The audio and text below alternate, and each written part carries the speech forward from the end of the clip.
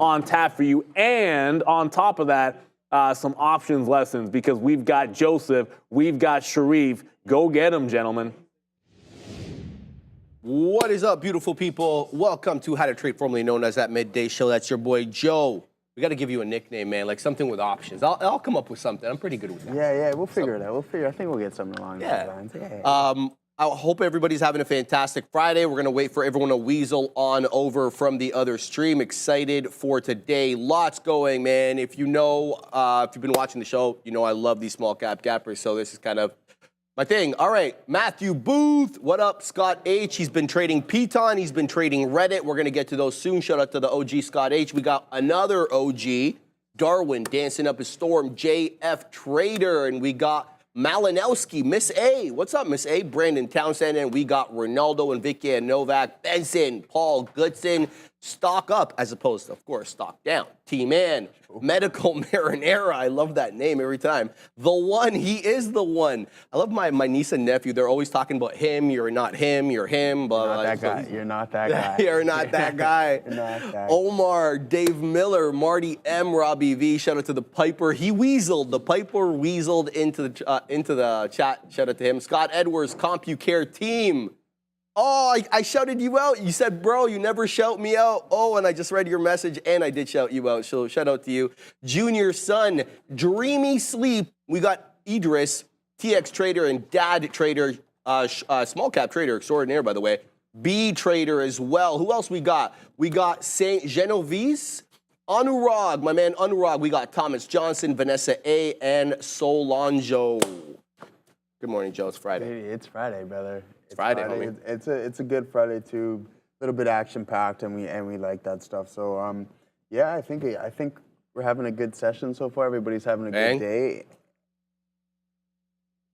You good? Oh, okay, we'll take over for a bit while you fix that mic. We'll fix that mic there. Yeah, you're good. I think you should be good. Is he good, Fabian? No? Okay, he's not. All right, let's talk a little bit over here while Joe gets that taken care of. I took one trade and one trade only. I don't usually trade before we get onto the show, but I saw this bad boy going and I just could not help myself. It's one that we're all familiar with because it was going the other day, ATNF. Neil brought that to you guys just a short while ago. I yelled out to Joe, I'm like, man, this took out the pre-market high at $6. It has a definable pre-market high. It wasn't just whiffling and waffling in the pre. No, it had a very definable high. It took that, and then that's when it really got interesting to me here in ATNF. There's the $6 and almost $6, $5.88 high. This was a candle that took it out right at half past the hour. And then I saw this one at 7. I'm like, no, we're going to get involved in this one. And we did. ATNF, we were able to weasel 50 pennies out of that. I'm still very interested on ATNF because it just did a quick VWAP and bounce and popping right back off, Fabian, into that 6 1/3. So I'm keeping my eye on this one. So many different small cap gapper runners. Adara put a plethora of them on the watch list today. Lots to talk about, Joe, but we're going to see if you have anything you want to chat about before we get into the lesson of the day. Yeah, absolutely, brother. You know, I like to pick on something that's hot for the session. Guys, and I think that's Bitcoin. I think we're reaching some key levels here around 68,400. I think if we can break this resistance here in this area, and then we can pass through 72, and then hopefully we can go for the all-time highs around 74,000, guys. And it's looking like that. We're starting to kind of curl over after we had this downward channel here coming from the highs, creating lows. And then I was talking with the guys here how we have this isolated volume signature.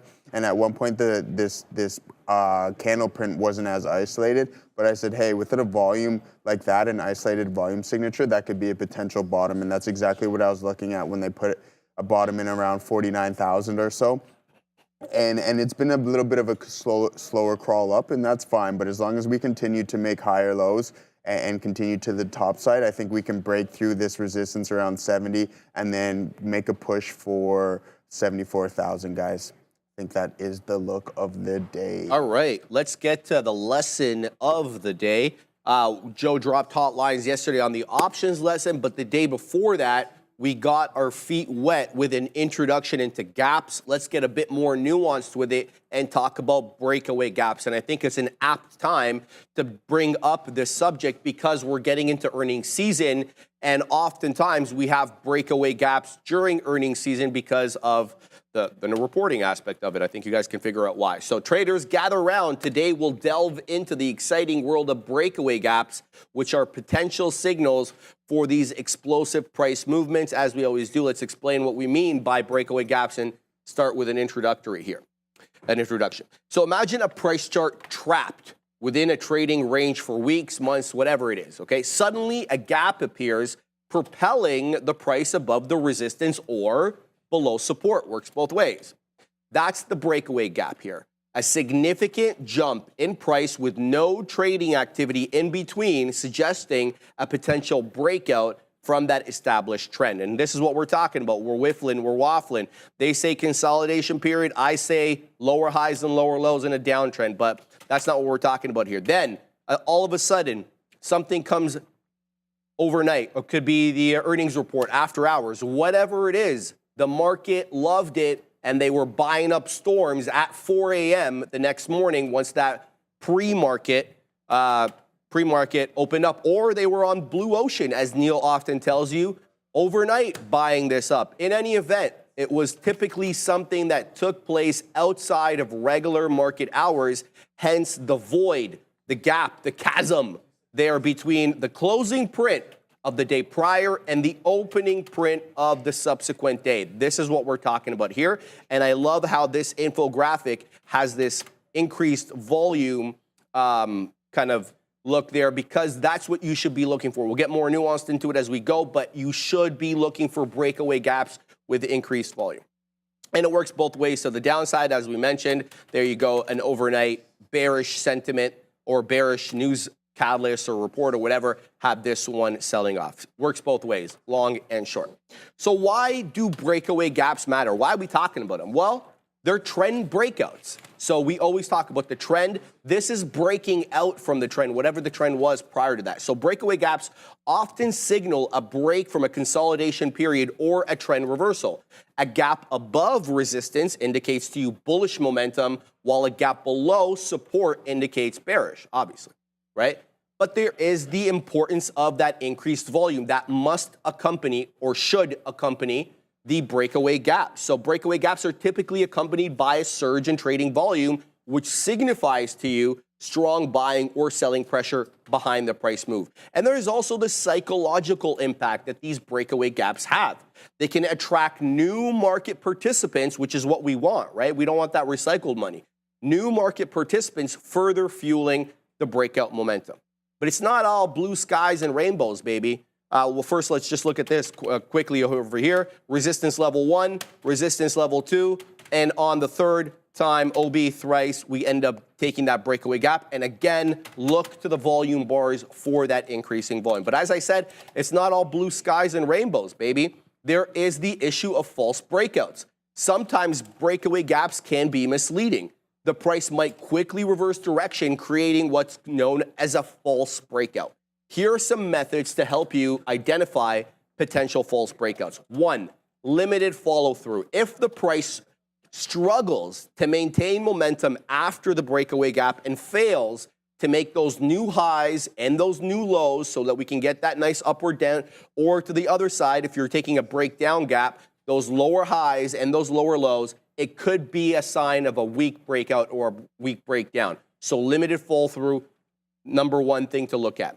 Number 2, lower volume after the gap. A surge in volume accompanies most true breakouts. If the volume, though, fizzles after the breakaway gap, it might indicate to you a lack of conviction by buyers or sellers, right, behind the move, and then you should be on alert. And then you also should be always looking for confirmation from other indicators. Never rely solely on one aspect of technical analysis. Always look for confirmation. So you should be looking for conflicting signals to make sure what you're looking at is genuinely legit, right? So you should be looking for conflicting signals from other technical indicators like moving averages, the relative strength index. If these indicators don't confirm the breakout, then a possible false breakout is more likely. So how do you trade these breakaway gaps? Like, what's the move here? So for number one, let's talk about entry points. Breakaway gaps offer potentially entry points in the direction of the breakout, right? So however, waiting for a pullback after the gap for confirmation to identify stronger entries can be prudent. So let me just kind of explain what I mean by that. All right, so let's just say, for example, over here, we reject once, we reject twice, and then finally, we break it on the third time. A lot of people will not punch in, just simply because we broke out. What they'll wait for is for this level to come get tested, but not as resistance this time, as support. As we always talk about on the show, resistance flips to support and vice versa once they do get breached. So a lot of people will be a bit more, conservative. And they'll be like, no, it's fantastic breakout, but I want to make sure that this level was legit. So I'm going to wait for the price action to come back down, Fabian, and to test this level to make sure that the buyers are actually going to step in there. And what's the psychology behind this, guys? Why is that former resistance level acting as support? There's a very clear explanation. There's people who lament not having gotten in at that breakout level. So they say to themselves, all right, fantastic. If that price comes in again, I'm going to be buying up a storm. Similarly, people who want to get short might be interested in that level as well, to cover there because it went against their position. So there's multiple actual reasons why resistance flips to support and vice versa, okay? So we talked about entry points. Let's talk about stop placements now. Breakaway gaps often create new support and resistance levels, right? Because usually there's price discovery of some sort there. Placing stop loss orders below the gap for long positions or above the gap for short positions can help manage risk. So think about that. And last but not least, the measured move. We did an entire week on the measured move. Essentially, it predicts the size of the move based on the previous price action. So explore the concept of the measured move based on breakaway gaps. This technique estimates the potential price target based on the size of the gap. So we're going to stop there. I just want to show you one quick chart over here. So there you go. You're rallying, you break up. This is the breakout zone, and then boom, you come back and you test that same breakout area again. And this is kind of what I like to do. Now, it doesn't always give you that. Let's talk about Caterpillar for a second. Let me just bring it in because there's a case to be made here for both Caterpillar and Apple. Let's start with Cat. And I'm going to show you this. I'm going to show you this on the daily. So I was in Cat. This was one of my holdings for a hot minute. When we broke away from 300 and we got up into 381, I was lamenting not having added more when it was lower. So I said to myself, what's that key area of technical support that would really get me excited to add again? It's $300. And look at this. On that Black Monday in early August, when everything was selling, when the yen trade unfolded, August 5th, look what the low that we made. 310, 303 and a quarter. I added there. I know Neil added there as well. Let's talk about Apple. Apple did the exact same thing. It got whiffled and waffled into 237.5. Remember this, July 15th high? And then look what happened on Black Monday. Right back into that $200 level. So, it doesn't always happen. Sometimes it's just never going to come back. But the fact of the matter is you got to take your chances. I hope everybody prints up a storm. Yeah, Sharif, I love your lessons, but today I particularly really love this one. And you know why? Appreciate you. Because I've been working on something here. And if you guys can see here, it's just a list of stocks that are gapping up and gapping down. Exactly what you were explaining with here. And I'm looking to find a way where I can take advantage of these setups. Sharif, and I think you're really going to like this chart here on Amazon. Because what I did here on Amazon, let me pull it up here, is as you can see, this is exactly what Sharif was talking about. These are a gap down on earnings with the isolated volume signature. So when you have these strong companies like this, and from the data that I've collected over the years of trading, I found that these strong companies, when they gap down, they tend to fill these gaps. So in my thought process, when I was working with Jose in the back on an algorithm, he's working on it, I said, well, these strong companies are gapping down, and then the gaps are filling. How can we take advantage of this? And that's exactly what I started to do. And I was doing it for a while. So Amazon had an earnings report. Someone on the street didn't like what happened here for whatever reason, and it gapped down a significant amount of percentage.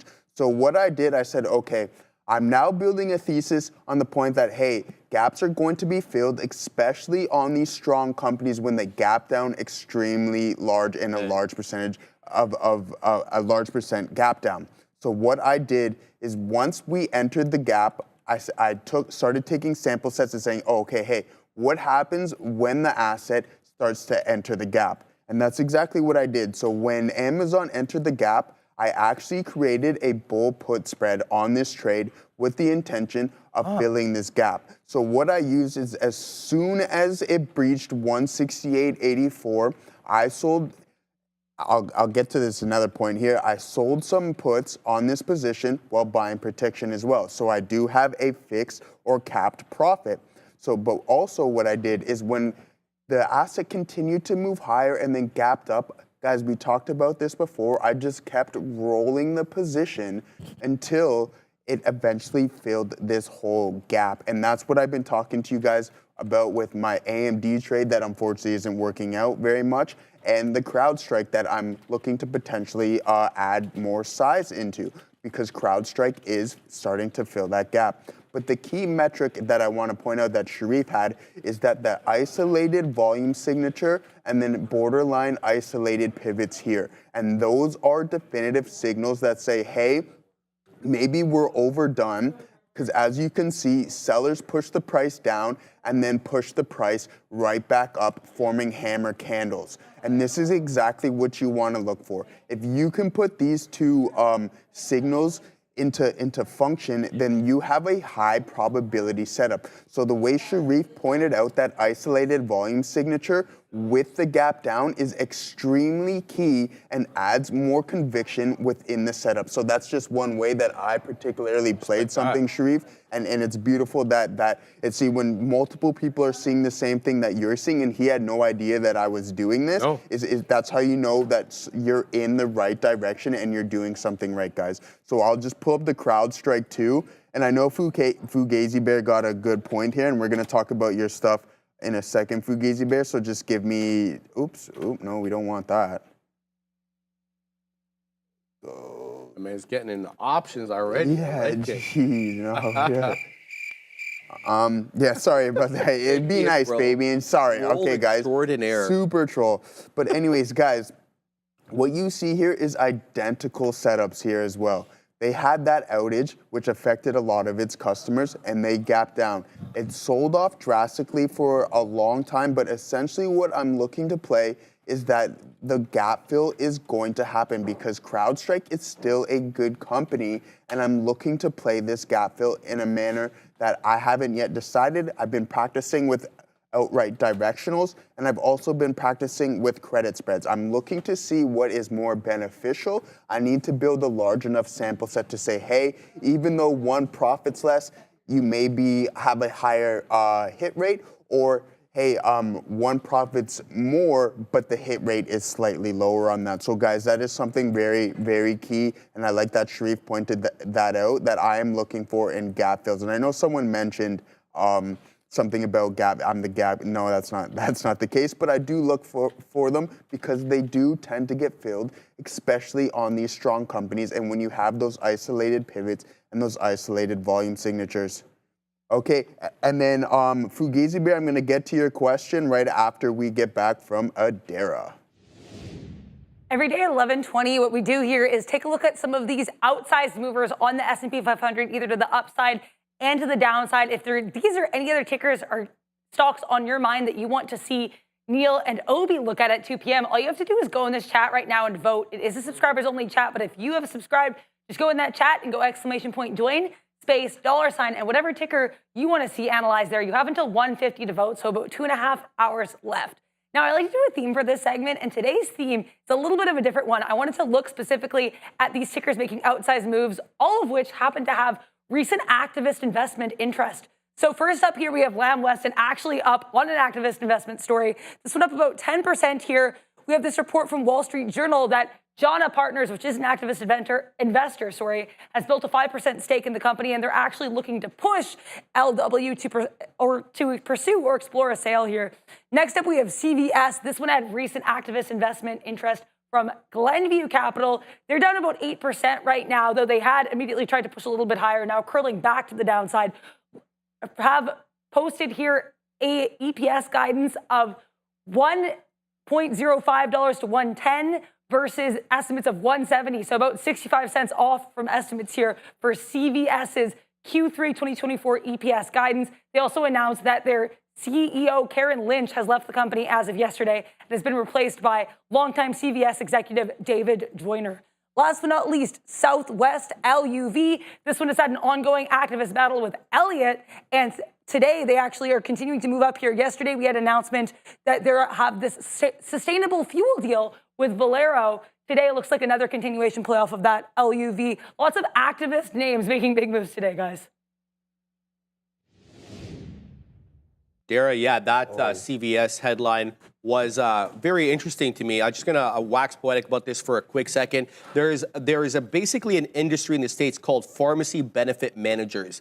I'm gonna have to opine on this. So if you work in the space, I'm sorry, but they're basically pumping up drug costs in America by acting as middle people, and so a lot of the discounts being given at the manufacturer level are not being passed down to the consumer because of these pharmacy benefit managers. Now, the guy that they just added, the CEO for CVS, comes from that background. So I think they're trying to maneuver in a way because they know the government's going to come after them, and they're trying to set things up. So either they remove the pharmacy benefit manager or try to streamline it or fix it in some way, or I think they're doubling down and they're getting ready to go to war. So we're going to have to see how this kind of thing plays out. But keep your eye on that space if you're interested. Obviously, this is what my family does, and so I'm interested in it for that reason. But yeah, just wanted to talk a little bit about that. All right, guys, let's talk about the small cap gappers that are making moves today, Fabian, because there is a lot to talk about. All right, everybody's talking about drug. I get it. Double bottom at 50 right now looks really good, on its way to 55 bucks. Kind of caught in between the 10 and the 20 exponential moving average on the 5. We're going to keep eyes on this one. Let's see if it's, wants to curl back up. In my eyes, it's still bullish because it's trading above 45, where the volume weighted average price is. You're not going to see me trade these as a long south of VWAP. So this is a good one. ATNF, I showed you my trade on it already, but this one is breaking down, and I do believe it is halted. Halted at 607, gave up the ghost at 650 because that's where VWAP was hanging out. And it wasn't disrespecting VWAP. Hold, hold, hold, and then finally give up. So there is something to be had with VWAP here, whether as a long or a short, depending on whether it reclaims or continues to reject VWAP. Keeping my eye on this one. OKLO looks really, really good to me here. I love this 4-candle holdup at the volume weighted average price, but you shouldn't have put your stop, or I hope you didn't put your stop just south of VWAP, because you would have got stopped out. As you can see, it wicks 3 times below there, but Joe, it doesn't close below VWAP, and now we're weaseling our way back up. This could be an interesting setup here. We're going to keep an eye on OKLO. Last but not least, Peggy. This one's a holdover, I think, from multiple weeks ago. Good percentage move on the day, but like this one had its best move on the day at what? 4:20 a.m. Like, we're still not above that level. And you know how I feel about these definable pre-market highs, so much so that I believe in this, that we're going to put an alert at, let's say, 1270, okay? So if we take out that pre-market high, I want to know about it because I'm probably going to trade it. PEGY on watch, holding on to SMCI to see what it wants to do. Possible double bottom here at SMCI off yesterday's closing print, 4750. Keep your eye on that. VTAK was a big boy mover. Adara put this on the watch list. Has given up the ghost now. I've got nothing on it until it reclaims VWAP. And last but not least, Donald John Trump found support again at 2930. Don't know why, don't care. But we'll trade it if it comes back into that level, or we'll look as a breakout trade if it can get back above, Joe, that 320 area currently where VWAP is. Yeah, beautiful stuff there, brother. Okay, so Fugazi Bear, we'll actually get to your options question there right now, because I like this, and I seen that you said you've seen it's a 220 mil float and then 20,000 in open interest, which is really, really key, and just a couple of days ago, and that can absolutely justify what's going on here.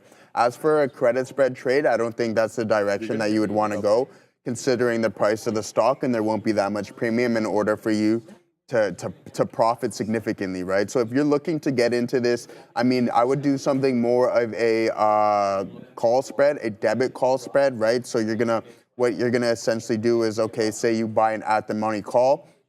What you're gonna do is you're gonna just mitigate those losses and mitigate that risk by selling a call. So that will put you into a bull call spread.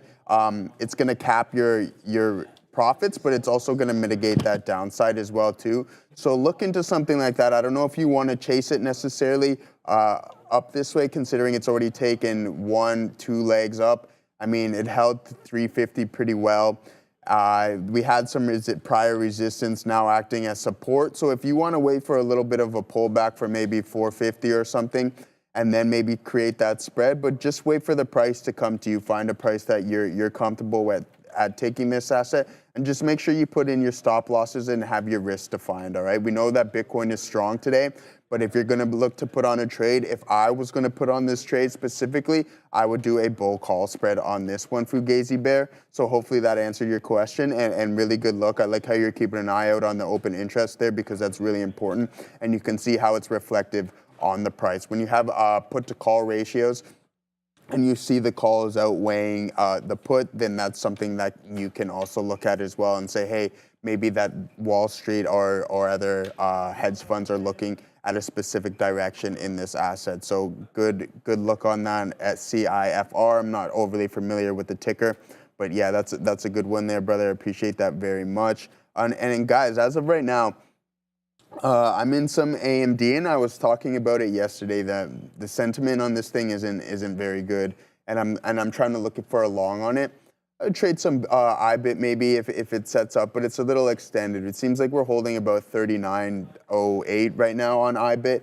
So I'm gonna try to continue and stick with strong. I am kind of looking for a rebound on AMD, considering that it's making some higher lows here, and it's kind of forming a wedge, holding around 156.94, and putting this potential bottom out of that opening drive right around 155, I think there. So if we can continue and catch a bid on this asset and some volume to step in, then I'm gonna look for this top to break out, and then maybe we can punch and go for 158. But that's if the market decides that it wants to move higher, and it seems like it is, with the Qs up about 0.8% on the day, and the SPY up about 0.32% on the day as well. So those are two good looks there.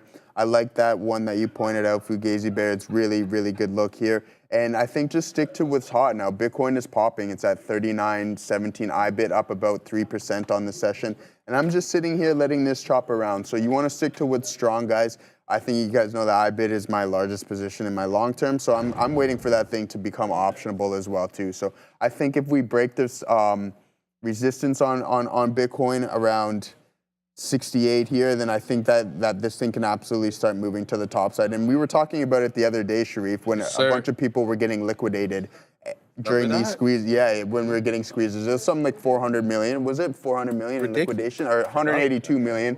Something in that ballpark of liquidations, right? And so when those things start to happen is when you start to get those squeezes. And if this thing was optionable, then who knows what can happen, right? Because then that's when you get those gamma squeezes in there as well too. So guys, it looks like we're starting to break this top here around 68,000, and then I think we're gonna make that push for 70,000, brother. What do you got going on? I'm watching a halter right now, Joe. QNRX just made its way onto my scanner because it just claimed $1. So if you've been watching the show, you know I filter my scanner sub 85 pennies. Thank you to my friend Neil for bringing that idea to me, because I want to know when stocks are making that approach into $1. It is a different trade north and south of that dollar mark. So this one just weaseled its way above 85 pennies, I think like right at 10 after the hour. So it hasn't been above 85 pennies for all that long. And there it goes, halted at $1.20. It's up 81.82%. Here are the details. It's an eye-wateringly big 4.75 million share market cap, but it's traded a decent amount of shares on the day. I got to tell you, I'm not really impressed with the shares. Actually, 6 2/3 million on a dollar name, not that great, but the volume just coming in recently. So let's see what it can do as we give it more time. Sub 1 million float, 967,000 shares for $1 name. Oh my goodness. So this one can get parabolic. Let's find out what we got here in terms of a short float, QNRX. All right. Can't type. All right. Nothing in terms of a short float, 0.3%. Should mention there's a discrepancy between the float as expressed by Trade Ideas and as expressed by my platform. So, you know, maybe we'll just like take the mean or whatever. In any event, I'm printing right now on OKLO, 20 pennies in the money, looking for more. Didn't get my dollar cost average, disappointed. I was sitting at 55s to get a better look, but we're 25 pennies in the money. And we're knocking the door of 19. The door just opened, but there is resistance at that 10 penny level. If we can get above 20 pennies, $19.20, I think we may have a shot in order to get back into that $20 area. OKLO, 21.33%. Here we go. We're about to hit 20s, and you're not going to see me wait for more than 20s. I'm going to flatten out if we get there, but we're going to have to weasel up there. Come on, Oklo, let's go, baby. You can get. Let's go. All right, it's been a good couple of days over here on small cap, in small cap seat. So we'll see if we can get another nice little dub here with Oklo weaseling its way into that 19 1/5. We'll pack our patience and see what comes. This one I'm still keeping my eye on. Not sure how I want to trade QNRX though, Joe. Do I want this to come back into $1 to test it as support, or what do I do here? These ones are often hard to trade, and if QNRX wants to become a multi-halter, I'm going to leave it alone. I want no interest in that because they're tougher to trade for me. It's got to stay liquid. It's got to stay open. Otherwise, yeah, not my look there. Coming back here to Oklo, as it comes back, it gave up the level. Unsurprised with this. We earmarked 1920 as resistance, and that's where it held up. So I'm going to pack my patience, and I'm going to leave my resting order there at 18.5 because I want to play this range. So I'm going to keep looking at OKLO right now. If it wants to give me a little bit more, I'd be happy. Otherwise, we'll figure out the next trade. Joe, what's the look on your side?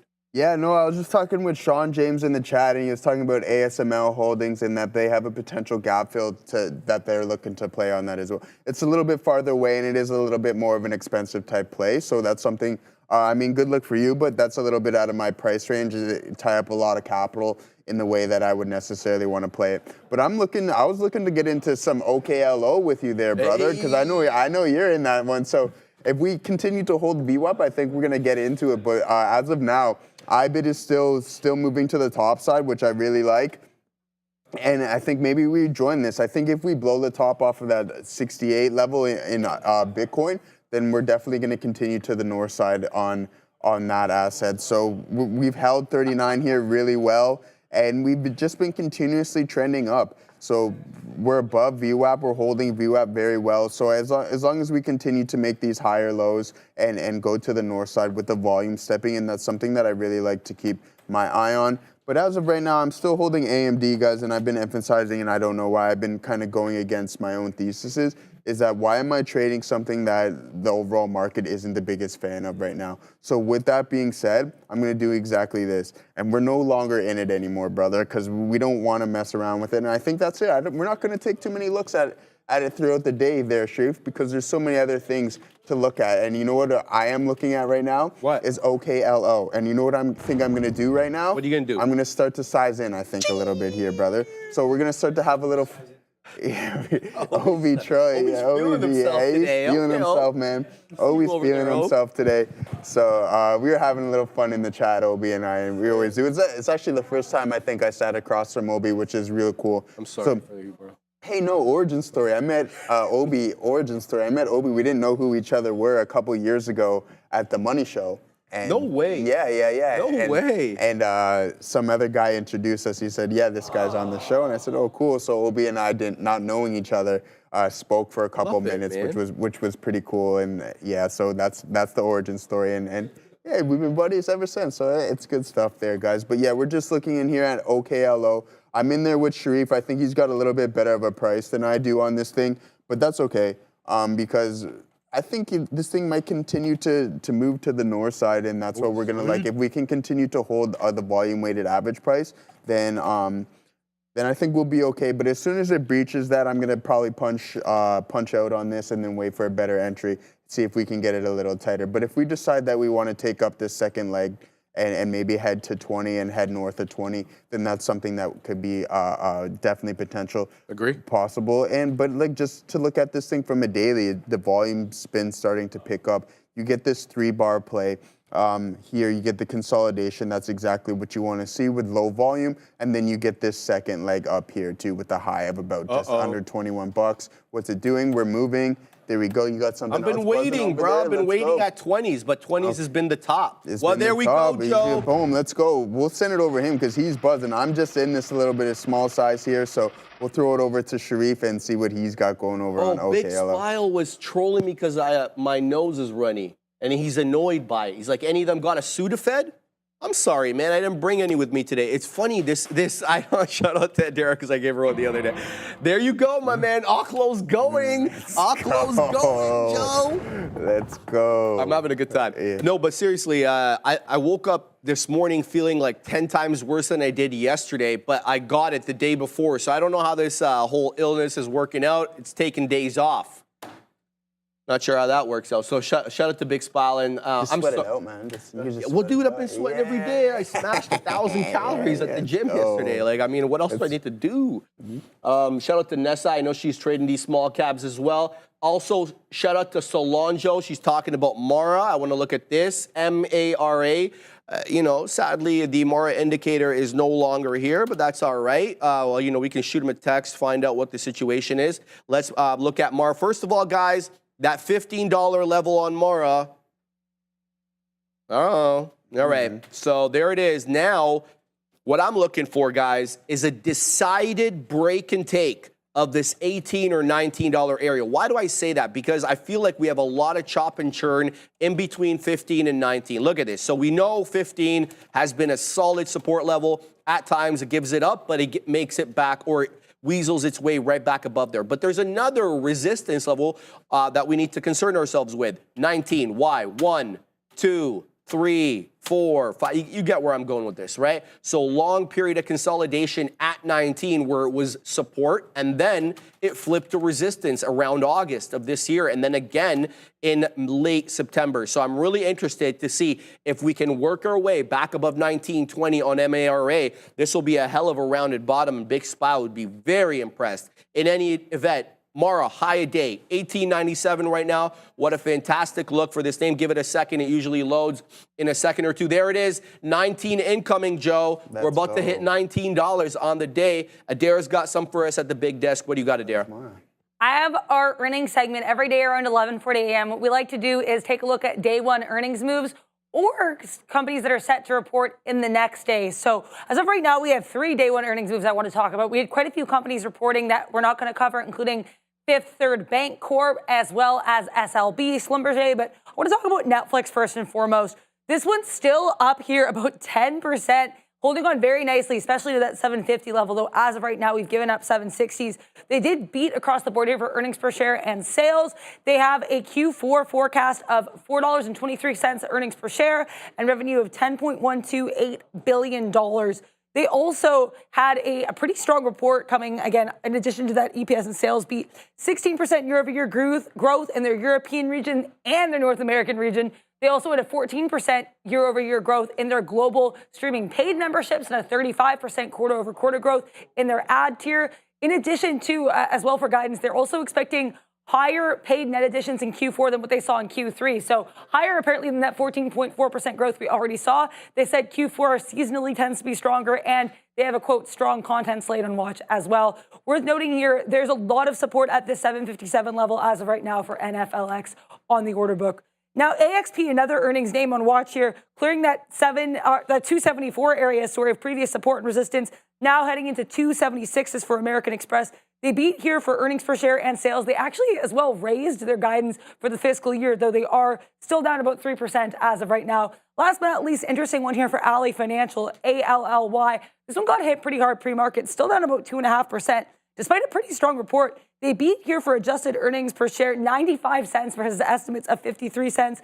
And sales here, $2.058 billion versus estimates of $2.03 billion. No reports tonight to keep an eye on, but next week we'll have Boeing before the open on Wednesday, Tesla after the close on Wednesday. Wednesday is going to be a pretty big day. If you're looking at the communication space, Verizon, VZ, T-Mobile, TMUS, and AT&T are all going to be reporting as well. We'll also get Coca-Cola, Enphase, among others. If these are any other tickers are on your watch today, make sure to vote for them in the chat. Exclamation point join, space, $, and whatever ticker you're looking at.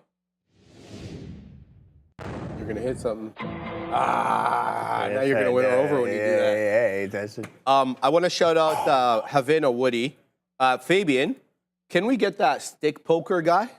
And on this chart, though, because, Havana needs this thing to do something. Come on, do something. I'm keeping my eye on this Havana. It still hasn't worked its way up into my scanner quite yet because it's still at 56 pennies or so. 16%, decent look. Volume, though, Havana, a little bit, it's a 55 penny name. We only printed 2.75 million shares. We need a bit more. So I'm going to keep my eye on this one. Keep me up to date. If I miss it and it starts breaking out, I'd love to hear from you. And here we go. It's printed newer highs. So good luck for you, my man. This one, though, I missed. QNRX, I waxed poetic about the dollar retest. Well, guess what? It came in $1.02. Now it's $1.28. So I missed this one. That's on me. I should have put an alert there or a resting order. This one's going, guys. QNRX, 87%, just printed new highs. I gave you the details on this earlier. It's a $4 million or $5 million market cap. It's around for a good time, not a long time. Don't fall in love with this story. Intraday trade only. Joe. Yeah, I was going to tell you to hit me with the diamond hands, Sharif, on OKLO. We don't have the diamond hands, but that's okay because I'm still holding it.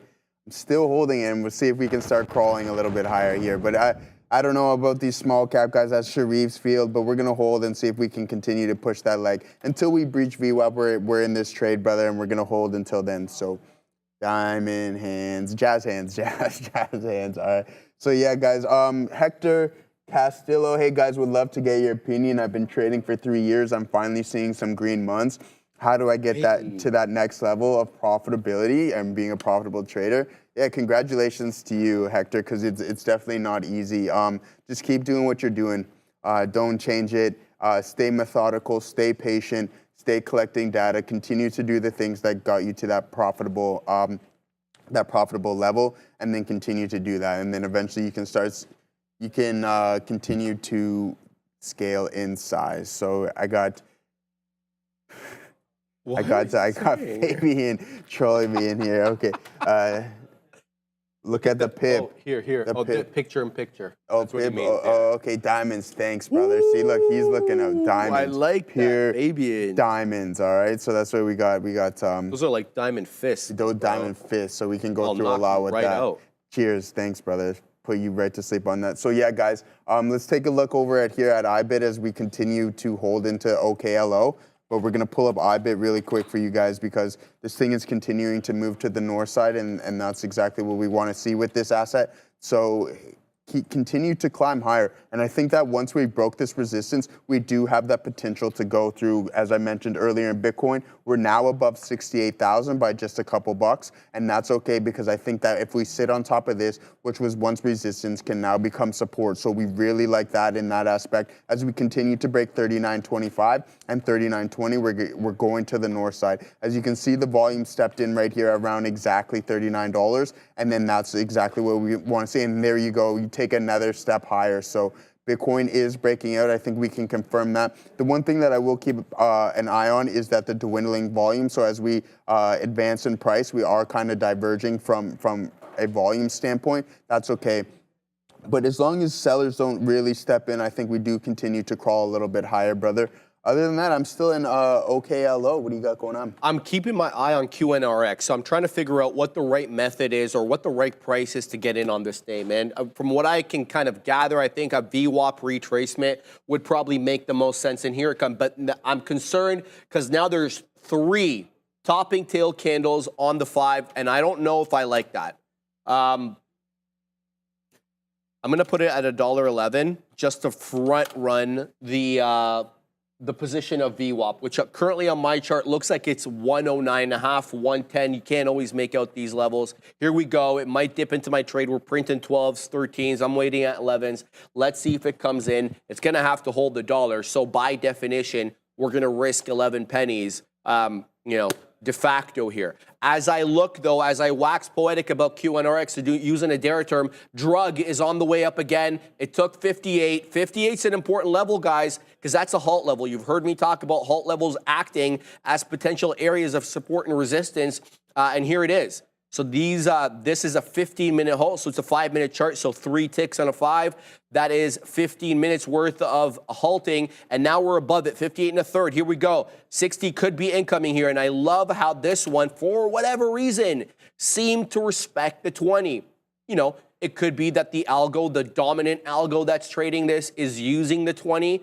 Who knows? But what you know for certain is that this 5-minute candle pattern has successive higher highs and higher lows, kind of that curling effect that we always talk about. But we're coming into it in an area of resistance. At least that's my theory of this 58, 57, 80, 58 level because of the halt there. So let's keep an eye on DRUG. I think it presents a good opportunity. Somebody was asking what's going on with drug. Does it have news? Here it is. Thanks to Benzinga.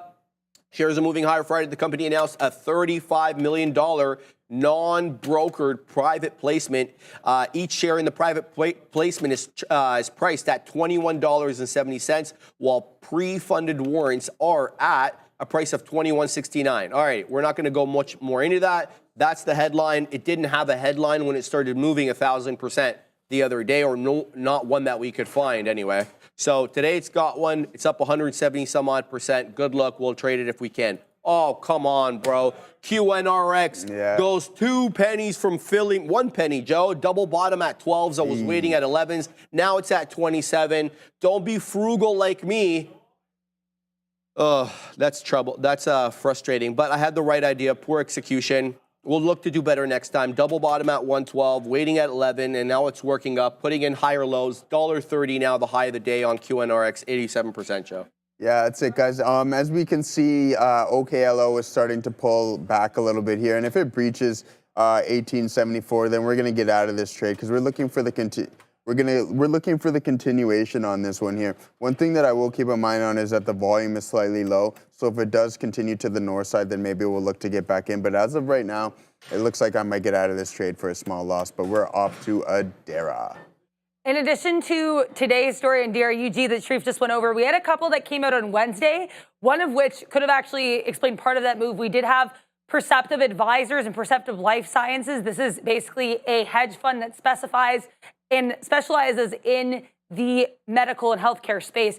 It's that company and its CEO, Joseph Edelman, did file this 13G with the SEC, which revealed a 9.6% passive stake as of October 14th, which is when DRUG began running. So after the fact, we found out Joseph Edelman had been stocking up DRUG starting on Monday. They could have explained that run up on Monday and Tuesday. Also on Wednesday, we had news on a partnership between Bright Minds, which is DRUG, and Firefly Neurosciences, AIFF. So those are a couple catalysts we've got coming in on Wednesday that could have explained part of the move in DRUG, though as Sharif noted when we initially had that run up, we didn't have anything on it. It does have a float here of under 3 million shares, about 2.98 million shares, and 35% of the company's insider owned. So that's always worth noting. That can sometimes impact these moves. Also keep an eye on CRM here. I'm just seeing news that is partnering here with Perplexity, and the CEO is saying there's going to be a Slack connector coming soon, so keep an eye on CRM with that Perplexity AI partnership being announced, apparently. Timone, or I'm not sure how to say your name. Sorry if I'm butchering it. Timon.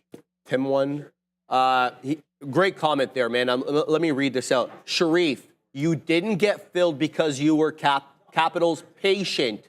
Definitely the best reason to not get a fill. The one time... Come on, stop moving. The one time you get get nasty and move your bid up is the time it tanks and blows through. You're right. You're right. And there is a general rule, I have a specific rule to, always try to follow my rules. But I don't think this was a thing of patience, to be honest with you. This was an issue of frugality. Instead of waiting at 10s where VWAP was, I thought I'd put it at 11s. I don't know why I was haggling over a penny. I should have put it at 13s, whatever. In any event, we'll look to do better next time. But your point is very well taken. the time where you break your rules and you lack patience is the time the market makes you pay. Your point is very well taken, and thank you for making that because I think a lot of people need to hear that. I don't know what you're talking about, Adam. Yeah, Adam, because like so much is moving on, Adam. There's probably an inside joke there. What's he saying about 2 weeks? You see what I think he was here 2 weeks ago. 2 weeks ago. Oh, the anniversary is marking the anniversary. It's been a quick minute, dude. Like since he left, like just like that. Didn't feel like that long ago. No, He said we got to make $1 or something so we can head over to London there with him. And I told him I'm already going to see him soon because I want to hit an Arsenal match in the winter. Yeah, I'm thinking the spring or winter. Weasel my way over to London. Hey, London town. In any event, guys, let's talk about what else is moving over here. So I was looking at SMCI, and call me crazy. Oh, Fabian, didn't do it. Andre knows what's up now. I love it. I love it. Andre's part of one of the gang now. No, seriously, though, SMCI, it kind of double bottomed over here near yesterday's closing print around 47.57. So I have this one a holdover from yesterday. So I said, this looks like a good double bottom. We could possibly take something off here. Guys, and this level that keeps coming in is a recycled level from yesterday. Have a look at yesterday's price action after that big boy drop, that hockey stick pattern that we often talk about. Big move down, then sideways consolidation. It's a bear flag. I mean, we just kind of always joke around like it looks like a hockey stick. In any event, this 47 and change has held up. But you don't get that, nice aggressive bounce. You get an anemic hold of the level. So don't expect too much from this. Now, what I was thinking about was this one might have some problems with the 10 exponential. At least that's what it was showing me initially. It looks like it might be working its way higher now with those higher highs and higher lows. So if SMCI wants to curl back in to VWAP and, that pre-market consolidation top at 48 and change, I'll take it. But it's not giving me a big move here. So maybe I should look for something else, Joe. What are you looking at? I'm still keeping my eyes on OKLO here. We're holding the volume-weighted average price exactly like I anticipated with this low volume pullback. So if we can continue to hold about 1880s here, about 1870, I guess I should say, then hopefully we can continue and make this leg to the top side. I'm looking for volume to step in here, and if we can continue and break this pivot here around 1940, then I think we can continue and maybe make an additional leg up. But I'm not going to fight this thing. If it decides it wants to break 1870, then we're going to get out of this trade. But as of right now, we're getting the signals that we want to get. We're getting the low volume pullback, and then we're starting to get that up thrust move, right? So these are the types of signals that I want to see, and that's exactly what's happening as I'm talking you guys through it. So as long as we can continue this strength, if we don't fail this pivot here at 1840s, then I think we can break it. If it fails, then I think it's going to be a little bit ferocious, and then I think at that point, then maybe the trade may be done, but I could be very wrong. The thing is, I notice a lot with trading, and you guys, your thesis may be right, but just the timing off. That's totally normal. That's how things go. But you just have to be prepared. Leave yourself in a situation where you have the ability to take that second or third trade. You don't want to take too many. That way you may be over trading or a little bit tilted as the term that we use here and not thinking straight. So just make sure that you have your system built in place. You know how many trades on average is good for you. And Sharif, OKLO is moving, my guy. Let's go. So I think if we, but I'm not seeing the volume step in that I like to see. So I think we're going to hold on to this position. Diamond hands. Yeah. That's all right. It's cool. It's very cool. Excited. Yeah, Obi's very excited. What do you got going on over there, brother? What are you looking at? What's going on over there? What are you looking at over there, Obs? Ion price? Q? This guy, price Ion Q says Neil. So let's have a look at IONQ. By the way, Ob, I'll tell you something after over here. This guy's... No. Yeah, it's a secret. Joe's trolling him. All right, IONQ, here it is. Let's have a look at what it's doing. Let's go, Mr. IONQ. Oh, hi, Ob. Tell the secret. What's going on? Tell the secret. I'm telling you after, homie. Yeah, that's right. That's how much of a secret it is, guys. Oh, this is like trolling me hard today. Yeah, this is giving up the ghost, Neil. What is happening here? So we're dropping down from 1380 all the way down to 1270. We're basically giving back the entire move here on IONQ. Going to keep an eye on this one now. It's only 1.5% in the green. That's not the look. Now I'm weaseling it. I weaseled into QNRX. It's going to have to hold VWAP. Otherwise, I don't want it. So we're going to risk very little because it's been awfully respectful of VWAP. But now I'm starting to see an issue with either equal lows or lower lows. Can't really tell. I have to look at the actual prints of the candles. But I'm looking for this one to weasel back above 120. It's going to have to hold above 108. Otherwise, we don't want any smoke. 71.25% is it is green on the day. Todd McLean, silver. 3.33% as I see the silver, what contract is this? December contract up 3 1/3. Fantastic look for SI over here. Silver, it is at day's highs, $32.80, 32,890. I don't know why there's 3 decimal places for silver, but I guess that's how they do things. What's the daily on this? We're still not at all-time highs. It looks like May, we printed those all-time highs, but very, very close. And I was reading an interesting article about, the parallels between the price action of gold and silver, and it's kind of deviating a little bit now because you've got gold printing all-time highs, silver still south of those all-time highs, but however you cut this one, it's up on the day, so good luck, Joe. Let's go OKLO. We want this thing to continue to crawl to the top side. So, looking good. Hey, look, I'm taking a page out of Sharif's book here now, and we're looking for the small cap. So we are holding this. Fabian gave me the diamond hands in the corner. Fabian, I need those one more time here as we go for the break of this pivot here around 1940. So there they are. Look at the fist there. Those are brutal. I think that looks like Arthur. That might be Arthur's fist. Now, is it? Yeah, it is. So Arthur, the aardvark is now diamond hands, so you can call me Arthur, I guess, for the rest for the rest of this. I don't know what's going on. So we're having a good time here, guys. Man. So let me know what you guys are looking at in the chat here. You see that we're in OKLO. We're up about 22% on the day. So I think I got to keep that in mind too. So opposed to going significantly higher, I'm not overly sure about that. But then again, if we were, then we could have a lot more conviction within things and create a lot more profits. But here, what we do, all we can do here now is just hold. And as we make this push for 1940, is that we hope that volume seems to step in a little bit, and that's exactly what looks like is happening. As you can see, the volume is starting to pick up in OKLO, and that's exactly what you need when you're looking for a breakout price, all right, or a breakout of a significant level. You need that volume to step in, guys. So that's really good look. Someone in the chat says Uber. Yeah, let's take a look at Uber. Oh, okay. OKLO is absolutely ripping to the top side, Sharif. I think we're going to break 1940 here. Oh, that's nice. There we go. So, yeah, we're still in this one here. So we're having fun with this one. Oh, my God. We're at 1950s. All right. So, yeah, look, diamond hands. Arthur. Oh, my days. Look at this. Let's go. We're having fun. So, all right, guys, we're taking a little bit off the top there. We're taking it at the top. See, there we are. Arthur, the diamond hand aardvark, guys. So what do you got going on? I don't know. We go to Adair or no? Okay. No, I was going to you there because. Okay, yeah, Adair is a big dice. Today we're going to take a look at what's happened so far in this market. There's been a pretty good amount of excitement here. If you're looking for small caps, we certainly have you covered, both DRUG, Brightmind Biosciences, and SOBR, Sober Safe, so drug and sober, both on the move today. Certainly have been on watch. As Sharif has said, it's certainly been a bit of a small cap season there. We still have nuclear on watch. Of course, we have ongoing updates with geopolitical situations, and also it's been on watch this whole week with regards to Amazon announcing, being the latest mega cap name after Microsoft and Google, to announce it's going to be investing here in the nuclear and energy space. Now, we also have even more continuation plays. If you're looking at Chinese ADRs, so some of those have given up their early moves.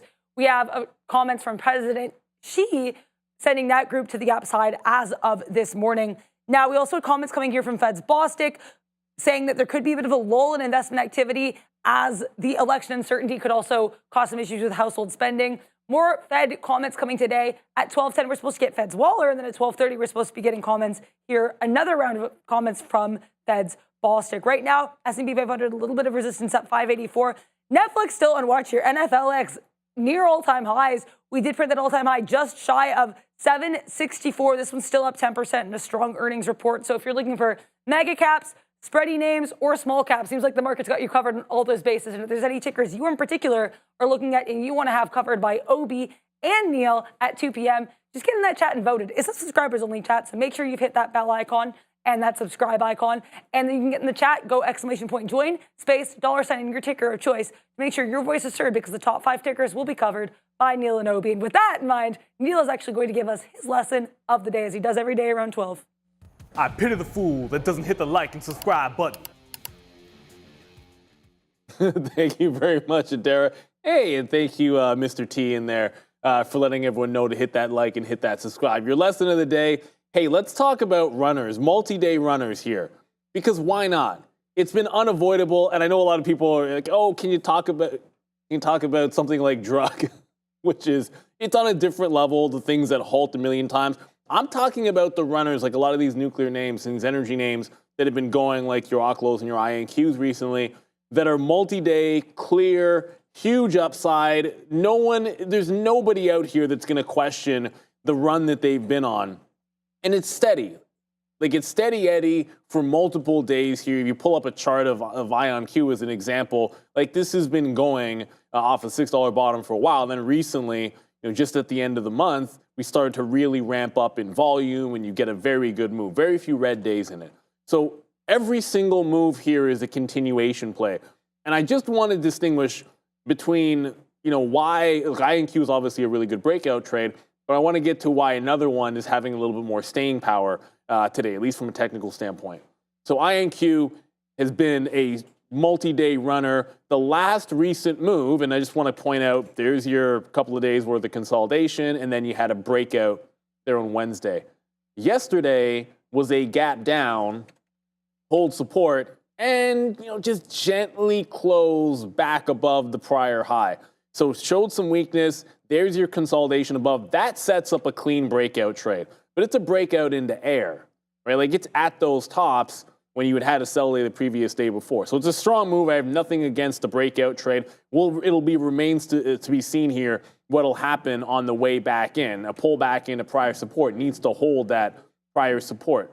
But oftentimes, what can happen is the thing that's leading the charge is also the one that's extended the furthest in its move, which means you have more profit takers on IonQ than you might somewhere else.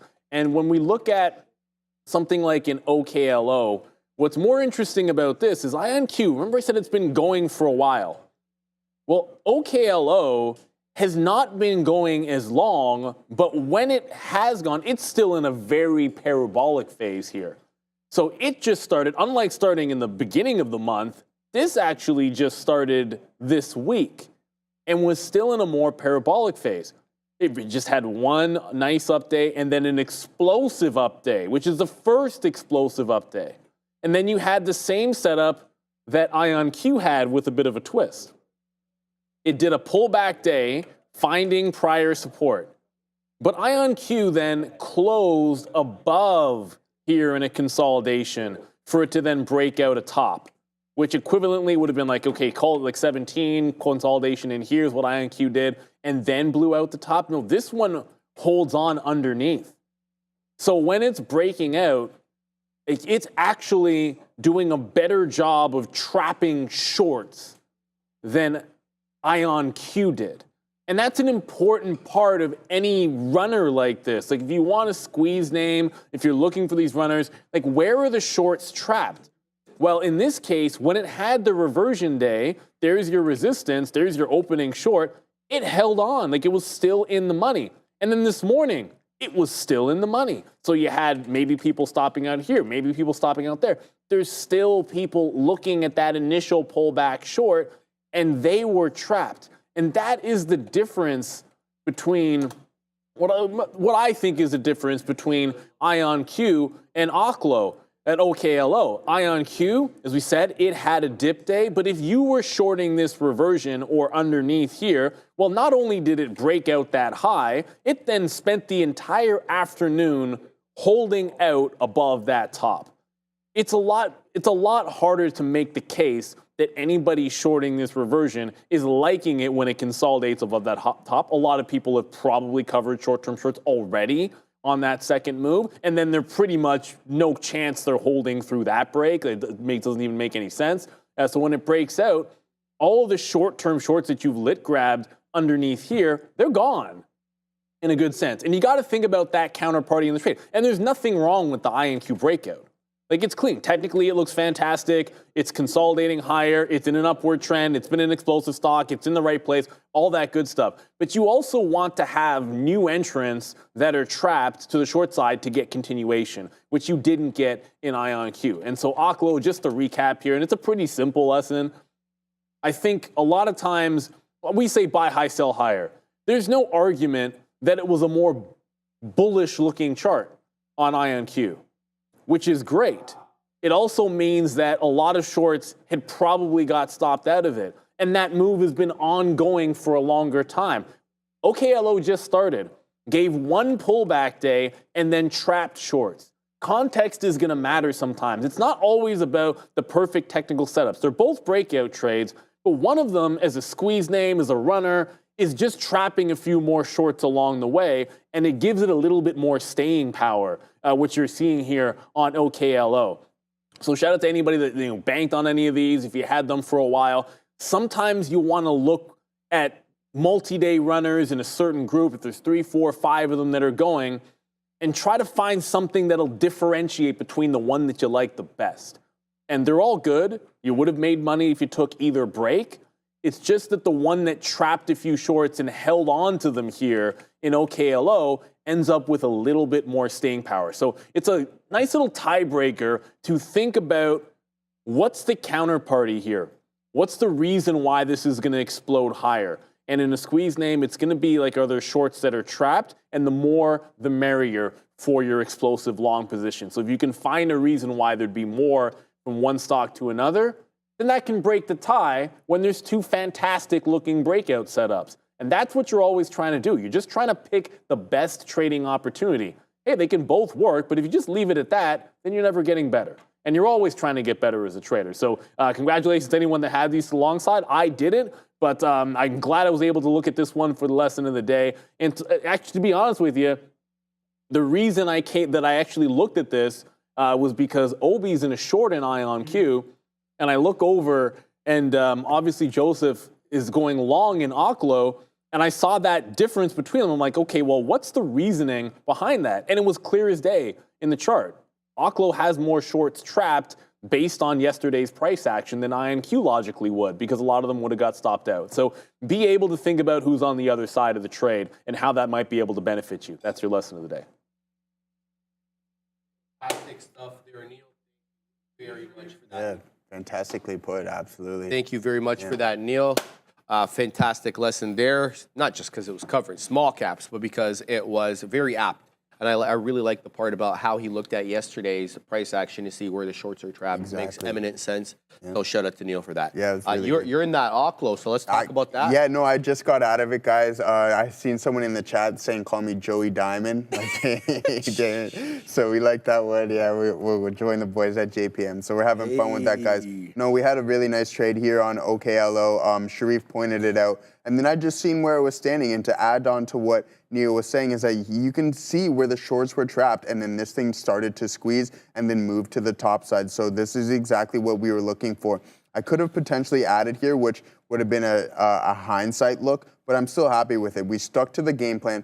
We told you guys, like, hey, we're not going to get out of this trade until we break the volume weighted average price, and it never did. So if it never broke, there's no reason for me to get out of this trade. And look what happens when you stick to your game plans. Whether it works or it doesn't, when it does, these are the results that you can get on these types of trades. So really good look there from Sharif and Neil on just pointing those little nuances and what we need to see on these types of trades. And then just going through with those game plans. I didn't quite top ticket yet. I said we're either going to go and break the high of day with momentum, or maybe we do a little bit of a failed new high of day test, which is totally fine. But one thing that I really want to point out, and one thing that added more conviction within the setup, is that you have the volume continuing to rise. You have this stair-step volume increasing as price is also increasing. So that is something that you are looking at for a breakout trade. So Havana Woody, how can I predict when options are made available on a ticker like an IPO or a parabolic runner that has been beaten down? I don't know if you can predict like an IPO. I'm not too sure I understand the question to the fullest. I mean, I'm looking for IBIT to become optionable as well, too. So if anybody knows when IBIT's going to be optionable, please let me know in the chat. But as predicting like IPOs and options, I don't think those mix very well, kind of like electricity and water. I don't know if those are the best mixtures because of the lack of data that you have. And that at IPOs, price usually tends to get pumped up a little bit. So you don't want to get too involved with that, Havana. But if you can clarify your question, then we'll step back and we'll take a look at that. Other than that, Sharif, we're flat here now. We had the OKLO trade. I don't know if we're going to continue to push higher, but hey, if we go for the high a day, that'll be absolutely fantastic. I won't be participating in it anytime now because we know that we like my entries as close to the volume weighted average price as possible, as close as possible, even though I was a little late. So if you guys look at this, I would have had a much better RVR on this trade opposed to what I had, but I was a little late to the dance. But that's okay. We are looking for a longer time frame trade, and that happens to be what you usually do in the later hours or the lunchtime hours, is that you need those things to grind a little bit more. But other than that, what do you got going on there, I'm brother? looking at DJT, man, because there's not a whole lot in small cap world that's moving well right now, except, of course, OKLO. That's really the only one. Uh-oh, I see another one that just halted. EFSH. What the hell is this? Okay, here we go. We got to cover this because halted up. EFSH is the ticker. What is this? Oh my God, it's a sizable $2 million market cap. Say it isn't so. It's too big. I can't trade it. Let's have a look. I get trolled. I love it. All right, let's put in the ticker here, EFSH. So, as I mentioned, halted 298 volume. Light, about 400,000. As you can see, the volume bars just started getting big right there at about 12:05, so right at 5 after the hour. The float on this monster company is about 7 million shares, give or take. Let's find out what the short float is. EFSH, 7 2/3% of that float is shorted, or at least so Trade Idea says. Having a look at this, how it's traded in the past, the 16th of October, this moved big boy. But it moved big boy in the aftermarket where there's no halt parameters. And at that time, it worked its way up almost into $5, $4.93. We are currently halted at $2.98. Big boy green candle off that 240 open, 298 close. We're going to have to wait for this reopen to trade it 69.25%. It's up on the day. Let's find out what the tap is. Theoretical auction price right now on EFSH. Nothing. Don't have anything here. Is this New York? What is this? No, it's MX. That's why I'm not getting it. It's on the MX, so it's on the pink sheets right now. I'm not going to be able to see the theoretical auction price. We're going to pack our patience until this bad boy opens. And if I miss it, guys, please let me know because, you know, that's easy for me to miss that. Now, so I'm looking at Donald John Trump over here to see what it was up to because it was trying to get off the bottom. So let me bring in the side charts and show you exactly what I'm saying. But it looks like it's rejecting the 20 exponential moving average on the 5. There's really no key areas of resistance in my humble estimation until we weasel up into $29.90. That is yesterday's closing price. It initially acted as a level of support when we were doing our trade in the earlier time of the day. Now, on this last pop-up at 11:30, it did reject that area, and this little pop-up over here into the 20 exponential, it couldn't even work its way back up there. So I'm packing my patience. I don't want to jump into anything right now. I don't like how anything is setting up in the small cap world. So let's flip to look at the large caps. What are they doing? The future, almost at lows. Well, not almost at lows. It's coming down close to the IB low. The implied balance low, 20,433. We just held 50. We're trying to hold above 50 right now. That 50-point area, not the 50 exponential, 20,450. Why is the 200 exponential featuring on the day? Bizarre. Doesn't usually feature. That is the solid navy blue line on my charts. Not going to base anything off that. but just an observation quickly. I don't like how any of the large caps are setting up. It's just not my day for them today. The only thing that I can kind of try to see, maybe we can give this one the old college try, is this flat bottom right now on NVDA. This is interesting, Joe. Lower high, symphony of lower highs over here, starting with 915. And we've got this 137.50 defend for whatever reason. Generally, that area on NVDA, that's not going to hold up forever. I mean, what's the situation from yesterday? Okay, kind of a similar look. It was about 137.25. This could be an interesting area here as a range trade. Kind of a riskier trade, though, because of all the lower highs. And that flat bottom. We know what happens there. I was going to hit the FB know what happens there. break, FBB, the FBB. And that's what looks like is happening right now, Joe. We just printed the low of day on NVIDIA, 137.30. So this one just broke. Doesn't mean it won't pop up. Keep your eye on this one. I don't know. I don't feel like I have a read on the MAG 7 today, but this is an interesting level on NVDA. Maybe the third time is not a charm here. First time over here, second time over here. This is not a charm. We're breaking down. We just got into 29s on NVDA. We also are still holding that 50-point area on the future. So I'm going to keep my eye on these ones, obviously. Keeping my eye.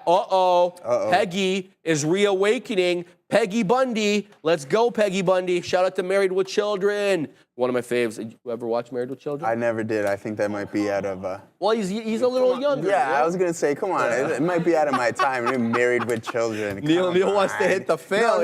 No, time out. Okay, so we'll take a quick break here for a second. I have listeners. Okay, so Neil, you gave me... Neil gave me the thumbs up. Neil gave me the thumbs up for Sub-Zero, right? I got the thumbs down for Coca-Cola. Oh. So let me ask you, if Sub-Zero drank pop, which one would he drink? Oh, that is... And I thought I lost sleep over that one. All right? No, he's drinking Pepsi. He's drinking Pepsi. Sub-Zero is drinking Pepsi to the fullest. Yeah. Neil's getting it. All right, here we go. No, you have to understand that Sub-Zero is the one, and Scorpion is he's number 2. So number 1 is Coke and number 2 is Pepsi. So that 100%, it is Sub-Zero on Coke and it is Scorpion on Pepsi. You don't even have to think about it. Scorpion. We know what the 1-2 is. Sub-Zero is number 1. There's no question about it. Straight up. So we know what he drinks, and nobody calls it rum and Pepsi, okay? Nobody. Nobody calls it rum and Pepsi. Which one tastes better, Pepsi or the Coke? Personally, Joe, I'm going to tell you the truth. Be frank with me. I'm a Coke guy. All right, then. All right. I don't mind Pepsi. If you put a Pepsi in front of me, I'm drinking. You're drinking. I don't have a problem with Pepsi. It's not like I'm going out of my way or anything like that. Got Peggy Bundy. Just like she did on the show, she doesn't do much, and she didn't do much here. Down she goes from that $12 touch all the way down into 10.06.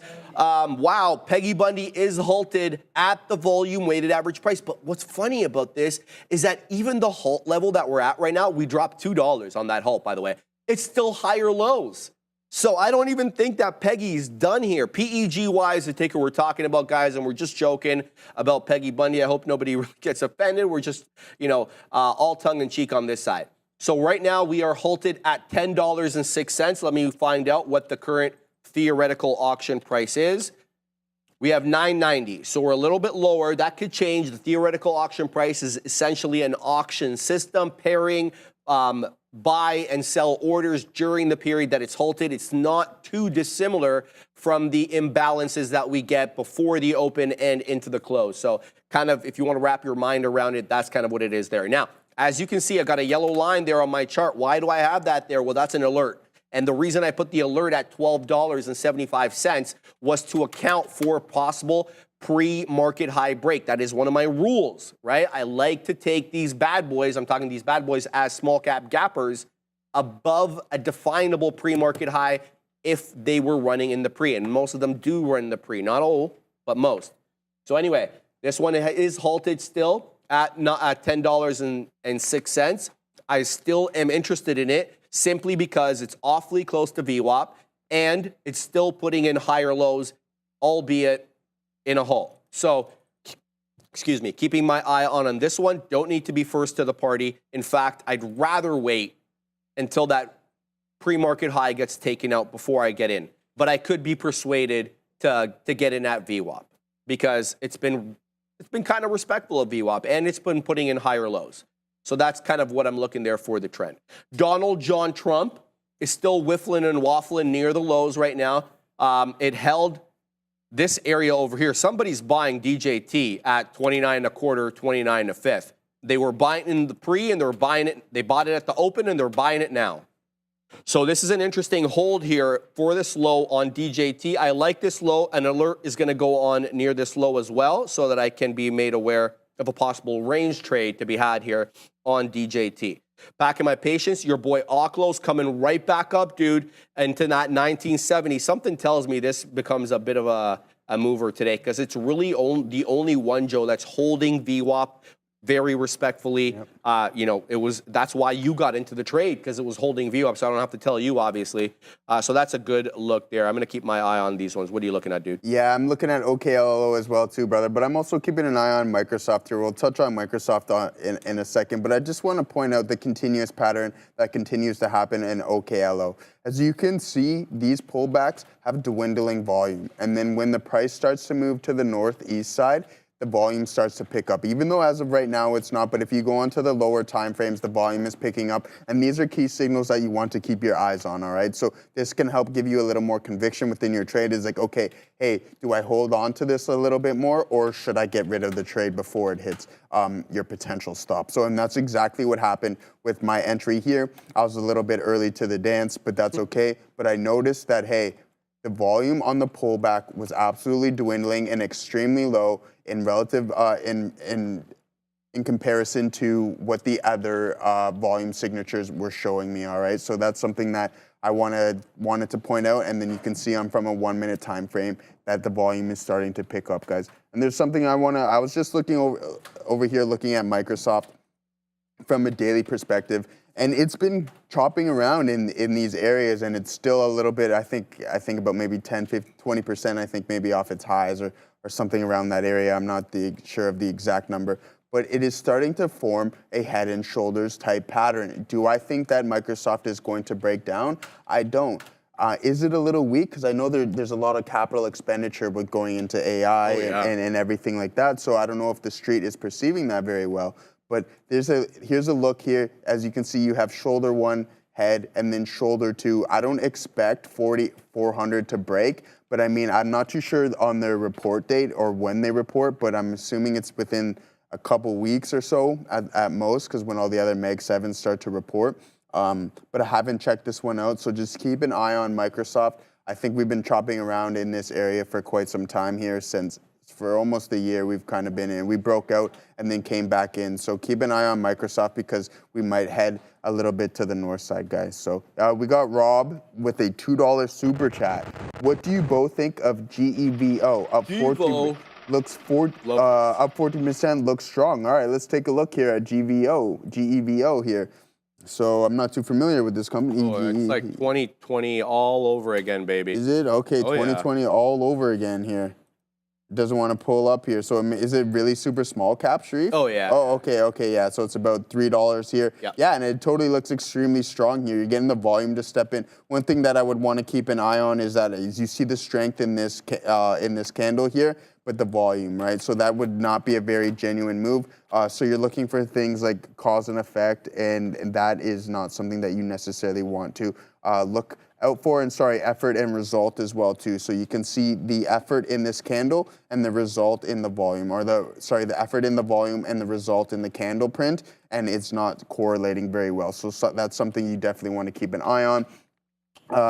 NVDA is starting to dwindle a bit, slowly crawling to the downside, down about a 0.5%, while the Qs are still holding at about a 0.5%, and the SPY is up about 0.3%. So those are looks there, guys. I'm still keeping my eye on OKLO. As of right now, maybe we'll wait for NVDA to see if it can crawl towards the volume weighted average price. And if it can hold it and sit above it, maybe we look to take a long on NVDA, but as of right now, there's nothing signaling or telling me that says, hey, there's a long here, so we might have to continue to the downside on this one. It hasn't held that all-time high very well. There's been a lot of resistance and a lot of battling between bears and bulls on this one, so look forward to eventually break, but they don't report until mid next month. I don't think the 22nd or something along those lines, so there's some time.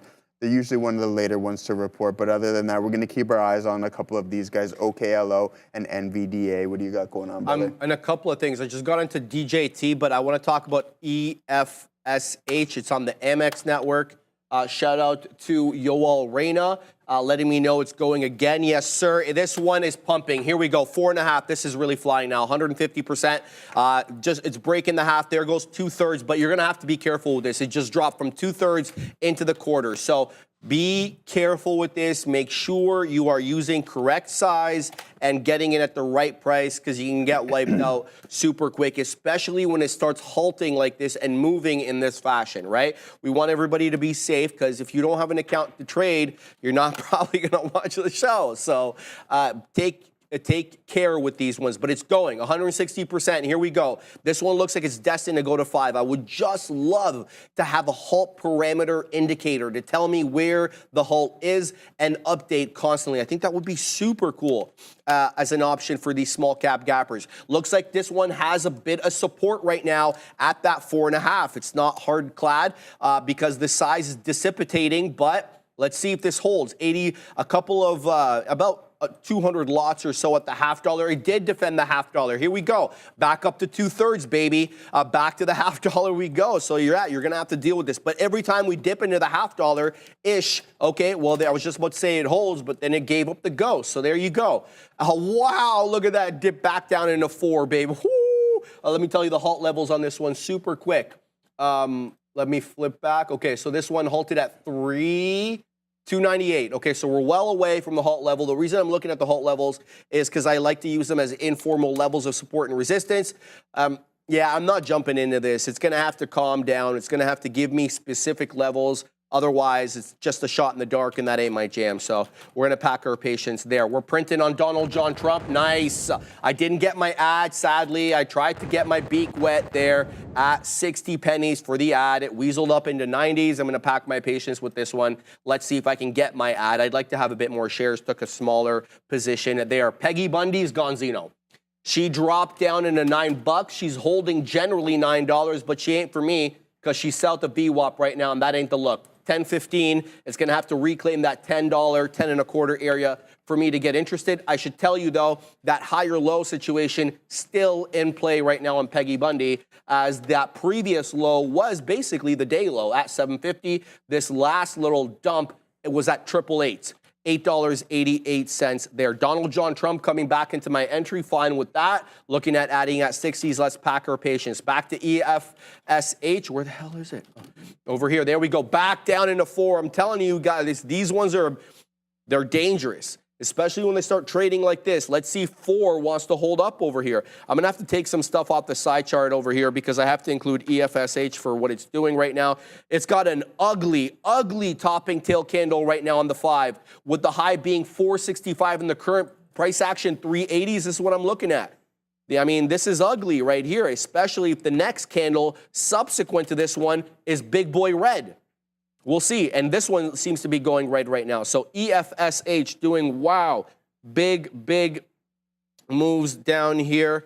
Sorry, I just have to look at that in a sec. And then I also want to mention CTCX. This one is absolutely going. Shout out to whoever showed me this in the chat. This was, what was this? What's happening over there? EFSH. Okay, Neil said it just bounced back up, and it did from 60 pennies. Sorry, guys, I got to jump from different things over here. Right back into 4. Yeah, this one's going to have to calm down, Neil, for me to get interested. But this one seems to have found, CTCX, seems to have found a bit of a base at around 60 pennies. It's looking awfully bull flaggish, and it's not giving up the price action in the same way that some of these others are. So if I can work my way into CTCX here to take the bull bull flag breakout, that would be interesting. Donald John Trump didn't fail me again. Still dancing with 80s, looking for 30s. So I'm going to pack my patience and look to add as DJT continues to put in higher highs and higher lows. We'll see what we get with that one, Joe. Peggy Bundy looking like it wants to bear flag. Look at that bear flag set up with the 10 being the start of the pull. And now we're getting the consolidation. If you can get shorts on this one, this could be interesting. Now, I have a rule. I don't take these long south of VWAP and I don't short them north of VWAP. So this would fall into my rule of shorting south of VWAP, which I haven't done in a while, by the way. It seems to be finding its footing at 9, but it is looking very bear flaggish. It could be a nice 9 break. And let me show you something else on the 5 over here, the 5-minute chart on PEGY. We have 3 bottoming tail candles all into 9. Now, why am I showing you this? Because if we curl back up above this level and start putting in higher highs and higher lows, this could be one hell of a hold at 9. Not going to guess if that's going to happen or not. We'll find out what Joe's trading when we get back from the green screen with Adara. Get your fall coat out. Small cap season is certainly here, as Sharif has been alluding to. We do have IWM actually holding on pretty nicely here, trying to curl back as of right now above that 226 into that 226.25 area, which was a bit of an interesting support resistance area if you go back a few days. Still some resistance, though, overhead above that 227.40 area. Russell 2000 trying to curl higher, though, off that bottom. First name on watch here is going to be EFSH. I apologize. It'll be a little bit repetitive because we have quite a few small cap names on watch. 1847 Holdings is the name of this company. They have a really small float, around 670,000 shares, but no new news catalyst that I could find. Next up, we have OKLO. This one is a little bit larger. We do have a short float of around 12.35% for OKLO. Oklo is in the nuclear space. Its CEO was actually making some comments on CNBC a couple days ago as well. So OKLO certainly in the spotlight. Now, last but not least here, we do have PEGY. This is Pineapple Energy. And this stock is worth noting because of the 230,000 share float. As Sharif mentioned, definitely off the highs, but keep an eye on that one due to the small float. It also, noteworthy, I would say is pretty noteworthy, does have a market cap of $3.35 million. Small market cap and even smaller float here for Pineapple Energy Group. If these or any other tickers are on your watch, make sure to vote for them in the chat, !join, space, $ticker. You have about 1 hour and 20 minutes left, and the top 5 tickers chosen will be covered by both Neil and Obi on the rundown at 2 p.m. Very much, Adara. I got Joe trolling the hell out of me over here. He's like, yo, you need a paper hands animation. And he's right, because I took out DJT. Let me show him, Fabian. So we weaseled into Donald John Trump because we saw I was putting in higher highs and higher lows, a couple of beak wetters, but there it goes. Blowing through 30. What's the high there? 30.27, 8. And that's not the high of the day. 30.94 is the high of the day. But I'm interested in this level because DJT has a way of mean reverting, and it just got into VWAP, and it looks like it might be putting in a topping tail into VWAP. Back down into 30 we go. This could be a VWAP rejection here on DJT. Pack your patience with this one. Wow, yeah, that is a bit of a topping tail manifesting right now. Or is it a $30 support level? It's zigging and zagging right now with 30. Oh, wow, this is interesting here. Starting to catch a little bit of volume here. Decisions. Okay, well, if I get in at 30, I'll have to give it to 80s because you don't find price action support until 80s. So, I don't know. All right, Zion Lala, my man dropping $5 in the chat. Y'all bringing sexy back. Always great midday show, great lessons. Happy Friday, Trader TV Live team. Neil Roberts, love your detailed lesson. Neil, you're getting love in the chat from my man Zion Lala, and he's giving you one of the who was it back in the day, Neil, that on the Houston Oilers, the running back that used to do that. Aryan, you can help me out with this. He was a back.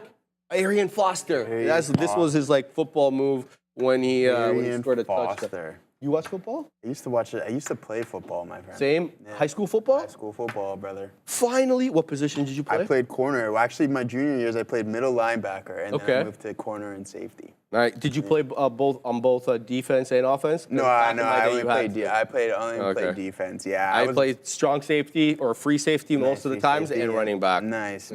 Those are my positions, so you know exactly. Yeah, so big football guys. You know what? And you know what? My love for football dwindled over the years after I stopped playing Madden. and all that type of stuff. Yeah, it's sad. So I'm not on, all my boys are still heavy on the Sundays and fantasy, and I'm like, nah, I like the fight game more. It's fight game's good. Fight game's good. So, okay, we had someone here in the chat asking about the TVGN. I mean, yeah, look at this. I think we touched up on this briefly before. You want to see a little bit more volume on that. I don't know what specifically you're looking for, biotech. For me, you're getting the no nod on that one, so just avoid that. So I'm just being honest, man. I'm just being honest. So you guys asked me to talk about things in the chat. I'm just going to be honest. I'm not going to try to lead you in the wrong direction and tell you I like something when I don't necessarily, guys. So maybe stay away from that one. There's countless other stocks that you can definitely look at that have the potential to put some good trades on, guys. But what I'm looking over here at DJT and NVDA as well too. I'm looking to maybe get long here. I don't necessarily know if I want to, so I'm not going to rush anything.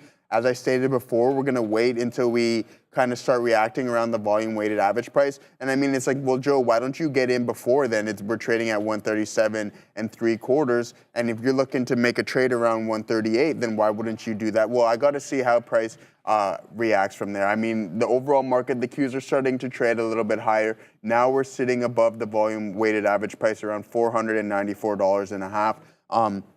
But we're going to see. I don't know what these semis are really going to be up to because, as I stated before, the NVDA has been struggling to hold that all-time highs. So I don't know if any buyers are going to step in right this moment. We got the election looming, so I think we're under 3 weeks away now on the election. And then we have some big reports following that as well, too. So, or before that. So we just got to wait. We're at some crucial points in the stock market and some pivotal points. So I think we're just going to wait a little bit, wait for things to come to us.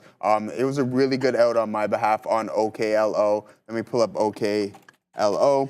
And that was... coming in your VWAP again, man. Yeah. So it's coming there. I don't know if I'm going to take it again there, though, Sharif, because you know why? Because unless I take a breakdown, because we failed that high, so we didn't make a new high a day, so we failed that on that. So as you can see, we failed to make a new high, so a lower high, and then we have this support around 1858. So we'll see if it continues to hold the volume-weighted average price and then maybe head south. But as of right now, I think it might chop around here in these areas because it is up 21, close to 22% on the day. So maybe buyers are slightly exhausted and this thing needs to take a break before it continues to make any continuous moves. So, and as you can see from a daily standpoint, like we've made some big moves. So I'm going to take, I'm going to build the thesis that, hey, right now buyers are slightly exhausted, and I'm going to just hold off on that one because we already had a really good trade on it. We're not going to want to push our luck on this one, brother. What do you got going on? All right, here we go. Nice.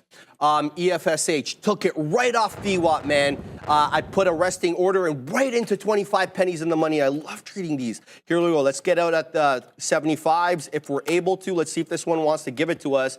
It's selling at 60 here. Seller at 60, guys. Here we go. We took them out. 70s incoming. And bang! 50 pennies just like that. Let's go. VWAP. I mean, it literally held VWAP to the dang T. And it's going to halt. It's going to halt, guys. Here we go.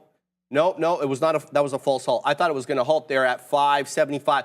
Bro, it went to 575. I took it out at 475. It literally went up there in a half a second. I don't understand.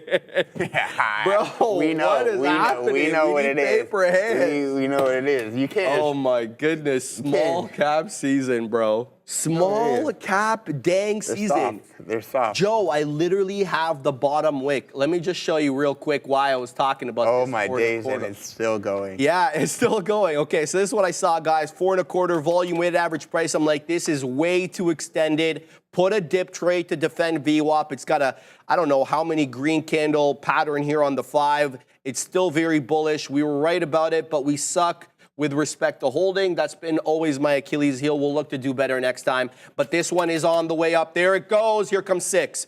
Seller at 90. We rejected at 90 super quick there. $6 incoming, 225%. This is pumping. Vamos, says Vamos TV. It's going to hold. It just blew through 6. Oh, my goodness. This is so much fun. I have to point this one out. Go. Sharif, You need to work on your grip strength in the gym. My God. Oh, my days. Oh, my God. That's so bad. I just get trolled hard. I didn't know I could get trolled for a dub like this, bro. For a big oh, dub, my man. God. There goes 6. happened. Okay, now we're actually talking about a halt level here, Joe. 605, 606. Now it's doing its little halt dance over here. Let's see if it actually halts. 243%. This is big boy right now. What's the volume on this? The volume is 5.5 million, and now we are officially halted. We are halted at $6.05. I'll give you a theoretical auction price if it allows me. It is an Amex stock on the pink sheet, so I won't be able to see that. So we'll have to kind of fly blind here. It's going to show you the theoretical auction price on my little level 2 thing over here, but it's going to be wrong. 605 right now, the high of the day. EFS dang H. Here's the updated detail. Market cap, 4 million. Last time I told you about this, it was 2. Now it's 4. It's doubled. So as I mentioned, a volume 5.5 million. The float, 7 million shares, just a little bit less. It looks like about 6 3/4.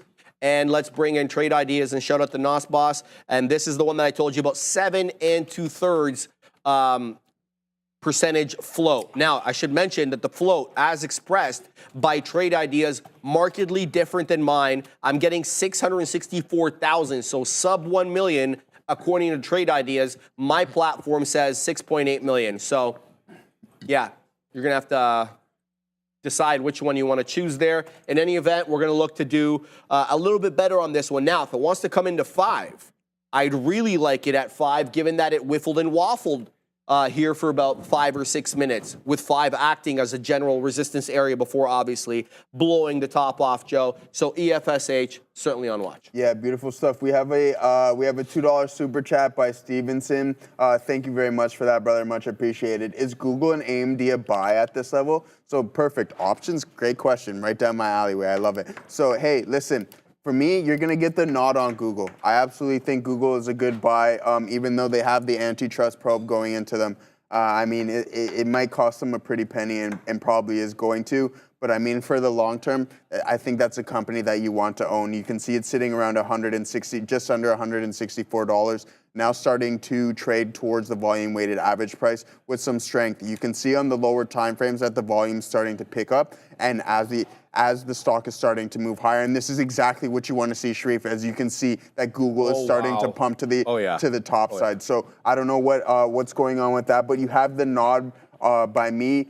I actually want to point this out on the daily here with Google. You have the nod by me that absolutely on the Google calls. I'm just always going to emphasize, just make sure you have your stops in place, guys, because when you're trading options, yeah, your profits can be leveraged, but that also means that your losses can be a little bit more significant too. I mean, in retrospect, in comparison to what you're spending, right? So even though they are capped losses, just you don't want to be losing the max amount all the time. So just make sure you put your stops in all the time, guys. I want to emphasize on that. But I can get behind this.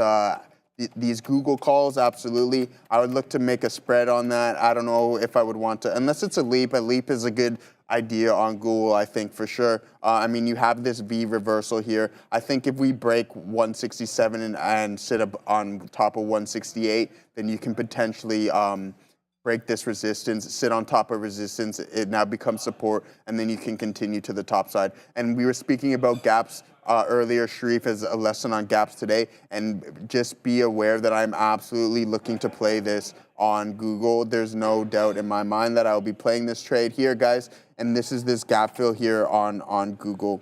So that's going to be a nice little move there, and when it does decide to enter that gap, I will be looking to participate in that. And then you also mentioned AMD. I'm always going to be frank with you guys, and Sid, we were talking about the price to earnings ratio on this thing, and it's really expensive relative to the market, still sitting about 200 times forward. So it's still expensive. I don't like where it's sitting right now at all. I tried playing this gap, trying to mitigate losses on this thing. So we're going to see. We're going to continue to hold. But as of right now, you get the nod for Google, and then you get the wait and see what AMD decides to do on that one before you decide to get into any options with that one, guys. All right, so I'm just looking out for you on that one, but I like what you're looking at. I like what you see.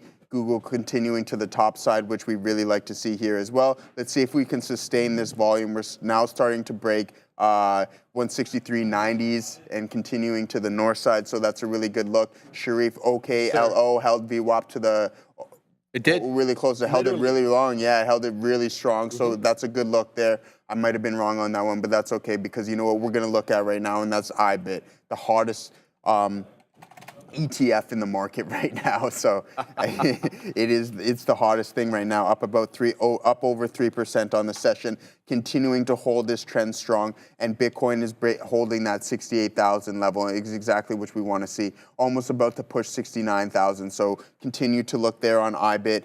Look for the continued strength on IBIT, especially on the breakout, now that it can be potential support once we break this resistance, and then you can continue to the top side, looking for those all-time highs, brother. What do you got? Okay, so we're open here on EFSH, new high at day 710. This one dipped right, I literally was about to punch in. I was waiting for 6 to come in because that was the halt level. I was just setting up an order and it was already at 670, 680. Here we go, $8 incoming on EFSH, 330%. This thing is flying. Bro, $8 is in, Joe. It's $7.93 right now. HOD, seller at 93s. Can't take him out. We just took him out.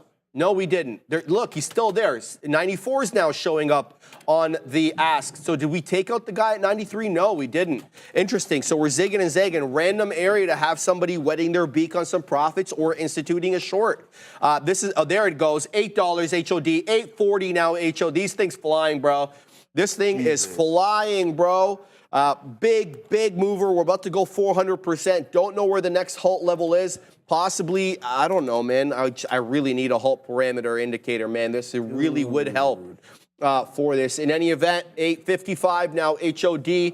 Really going here, guys. Somebody was asking me earlier, wow, big dip, big dip. Look at this topping tail candle. We just dipped from 855 to 675 in a second. Now we're at 7, Joe. Do we hold up at 7? We held up at 6. Are we doing a whole dollar support and resistance here? That's the question. 7's defending 4 now, but there's just so much chop, dog. Oh, the intensity. We all know today's gym session. Grip strength. Grip strength. That's it, grip Can I strength. tell you something? Yeah. I don't use straps. I use mixed grip when I do my deads. Like when you're heavy deading. Yeah, but you're heavier. That's why you're doing the mixed. Well, yeah. Until we get to about 2 plates, I'm holding regular. Then anything above 2, I'm mixed gripping. And then, so yeah, maybe I should regular grip then. It's a Spac, says KFRY. Is it? Is it? Let's see what this does. Yeah, it's an acquisition company. Yeah, thank you for that. I appreciate that. Usually we have these bad boys at around 10 when they're SPACs. Let's have a look at the. Wow, that's not accurate at all. Oh, okay. So let's have a look at the chart on this one since it's flying around here. Might as well look at this. Shout out to Andre. All right, let's see what we got. If it takes a second to load, I'm sorry. Just looking. We'll look for the daily chart over here. There we go. Now we need to probably look at the weekly. What is this? This is, it's split, multiple splits. Okay, so it's distorted. Dude, I didn't even know that you could split as a SPAC. What? I didn't even know you could do that. Anyway, don't worry about me. I'm just discovering stuff live on the show here, but we have Adara at the big desk. This part of the show is brought to you by our friends at Trade the Pool. Trade the Pool allows traders like you to get evaluated and trade real shares using the company's capital. No PDT rule holding you back. That's how they give a true trading edge. And here's the exciting part. Trade the Pool has just launched a limited edition program to evaluate stock traders like you. For a one-time fee of just $97, you'll receive $20,000 in buying power, and all you have to do is reach the profit goal. The best part of this limited edition program is that they have reduced the profit goal and the minimum trades required to reach the funded phase, and the profit split's been upgraded. So you keep 70% of the profits. You should definitely want to check it out. Scan that QR code or click the link in the description for more info. Much Adara. We're still zigging and zagging here, Joe. Here comes that high of the day break again on EFSH. 855 HOD. We're printing $0.25 right now. I just saw a third come up there a second ago.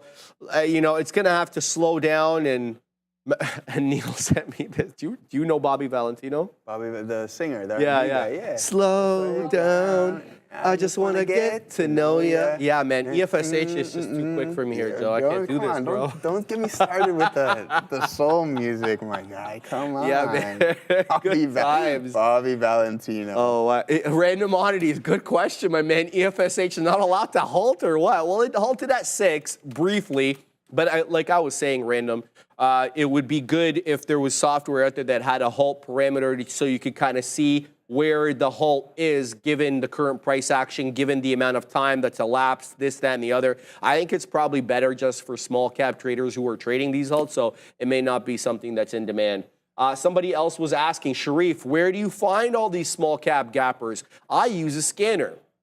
So any good, software like Trade Ideas, eSignal, they've all got scanners. And what you do is you go in there and specifically you're looking for highest percentage day change. Like every column might be different depending on what software you're using, but you're looking for change percentage on the day or gap percentage on the day. And so you want to filter by the highest, right? And then I use a couple of filters, parameters that you could include. So I like to trade things above $1, but I also want to know when they're approaching $1. So I've dropped my minimum price to 85 pennies. I also want them doing volume. I want about 250,000 shares. That's just my random number. You can choose anything you want, okay? But you want to see that it's doing volume because the whole point of this is liquidity, right? You don't want to be stuck into this.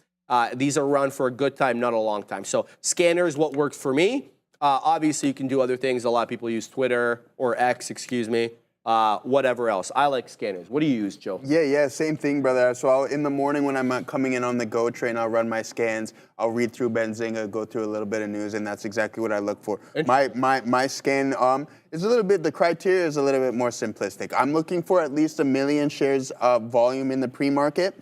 And then I'm also looking for any stock over $15 to $20. Those are my key metrics. And then once I break down those, I pick my top 4 stocks in the morning when I'm on the go for all my fellow Canadians and Torontonians. When I go from to Union Station, just do a nice little 20-minute train ride. I go through a couple articles and I run my scanners and I do my top 4 stocks. And speaking of articles, something I was just going over a little bit earlier because TSM was one of the hottest stocks yesterday. And I don't know if you guys mentioned that this morning in the pre-market show, but TSM under probe by U.S. over potential dealing with China's Huawei. Did you guys go over that this morning? Yeah, you did. We did. And I went over to...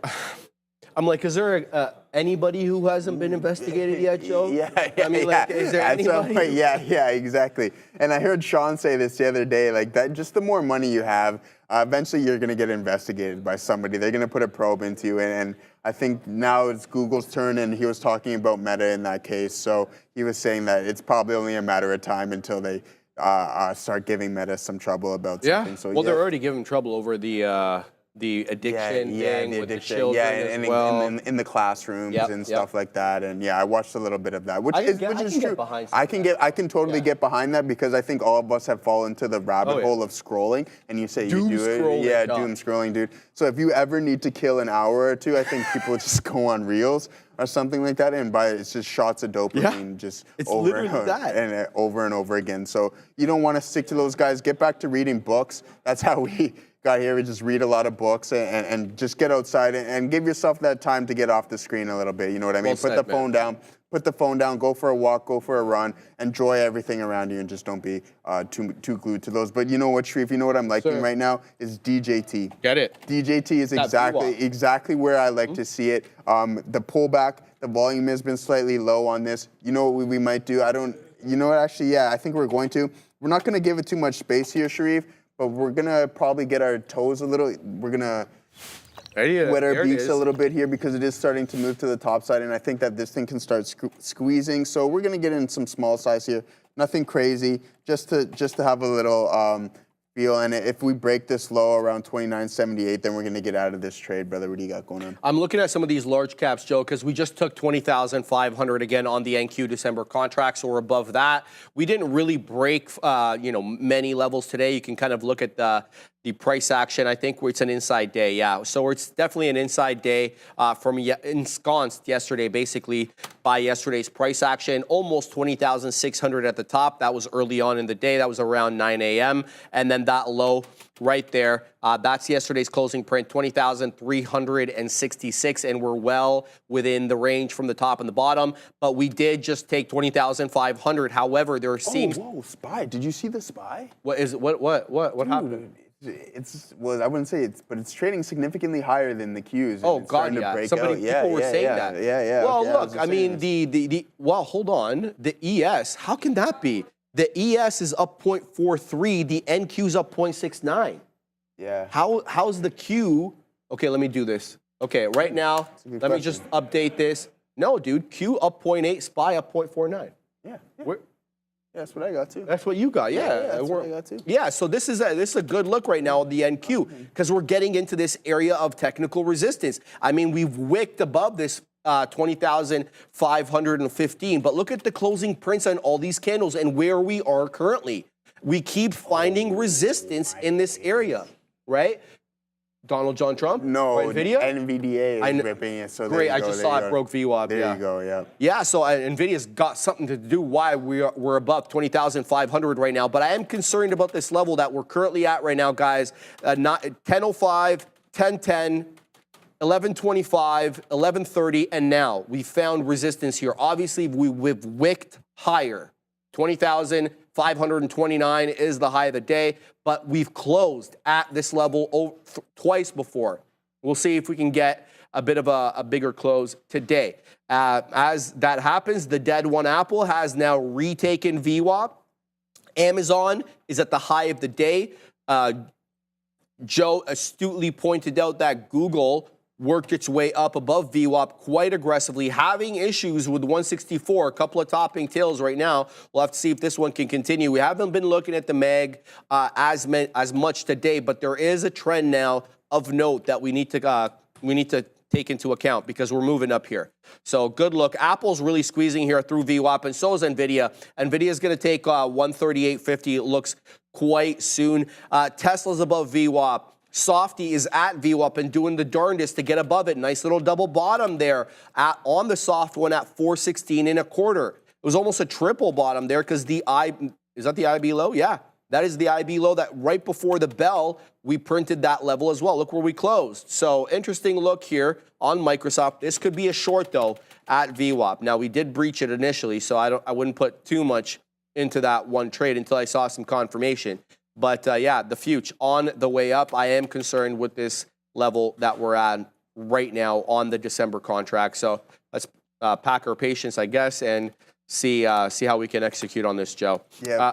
Go ahead. Oh no, sorry. Yeah, go finish your thought. Yeah, I was looking at CTCX over here because it worked its way up into that third of a dollar. Now it's coming back into what I perceive to be a level of support. So we had this area as resistance in the illiquid time of the day, and you can see that there's really no, big boy volume candles to account for this area over here. But we got them over here. So now, do we use 56 pennies as support? Well, it held once, worked its way up to 58, 2 whole pennies. I think I can find something better than that. Peggy, we're going to have to remove. Donald John Trump is continuing to put in higher highs and higher lows, but still dancing with VWAP. And EFSH is at $9.77, and it's halted again. It's up 450%. Did this double its market cap again? Let's see. We said 4 million last time. It's only at 6.7 million this time. I mentioned it at 2, so it's like triple its market cap. Let's see where it closes the rest of the day, Joe. 500%? Wow. Close. We're getting there, baby. 450, yeah. That trade at 4 looks amazing, eh? Wow. Paper hand. That's hand. Oh, by the way, guys, I just want to remind everybody, guys, that the afternoon segment is literally nothing without you guys. It's basically 20 minutes of you telling us what you want covered, and the big kahunas, Neil and Obi, will cover them for you. So let's go and see what people are voting for in the chat right now. Hashtag wants to talk about CYCC. Get into the chat hashtag and vote for it. Above that, we have Jode Kojay basically voting for drug. He wants to see drug on that on the, what's it called? The rundown. Mark Lasky talking about ELSH. Get into the chat, man. And this is the prompt right here. Make sure to enter it correctly. Exclamation point, join, space. Then the $ and the ticker of your choice. Let's see what else people are voting for. Everybody's talking about, excuse me, EFSH. And I don't blame them. So there's not a whole lot to see aside from EFSH here in the chat. So yeah, vote for that if you want. $10 here on EFSH, and it dropped back down to $8.50 like that. Zigging and zagging, Joe. I think it's got some support possibly here at it's going to halt at $8. Here we go. Down halt possibly. Let's see if this is a false halt right now. 99's on the bid, 8 on the ask. Didn't have to do this for 10 seconds, and then it halts. We'll see if it's a false halt or not. Size staying, and there we go. We are now halted $8 on EFSH, still well above the moving averages, well above VWAP. It's still bullish, guys, even though it's halted down, Joe. Yep.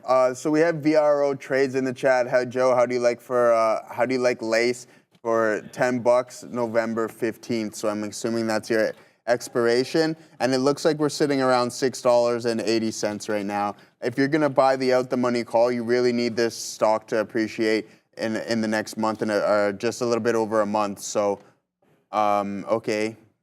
sorry, Fabian. I thought you were gonna say something there. Same. But Okay. So yeah, we'll just finish this thought here before.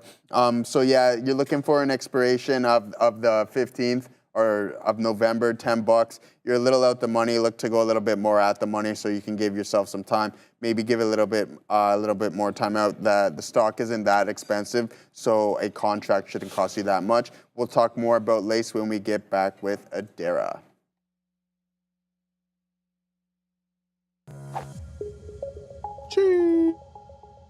Time for our afternoon crypto segment. This morning was pretty interesting. We got to look at Bitcoin, and we also got to look at the fact that the Alabama man who's been accused of hacking into the SEC with that earlier than expected spot Bitcoin ETF news has actually apparently been arrested. But today we have another interesting story coming out of comments from Feds Waller. We know Feds Waller was set to speak at 12:10.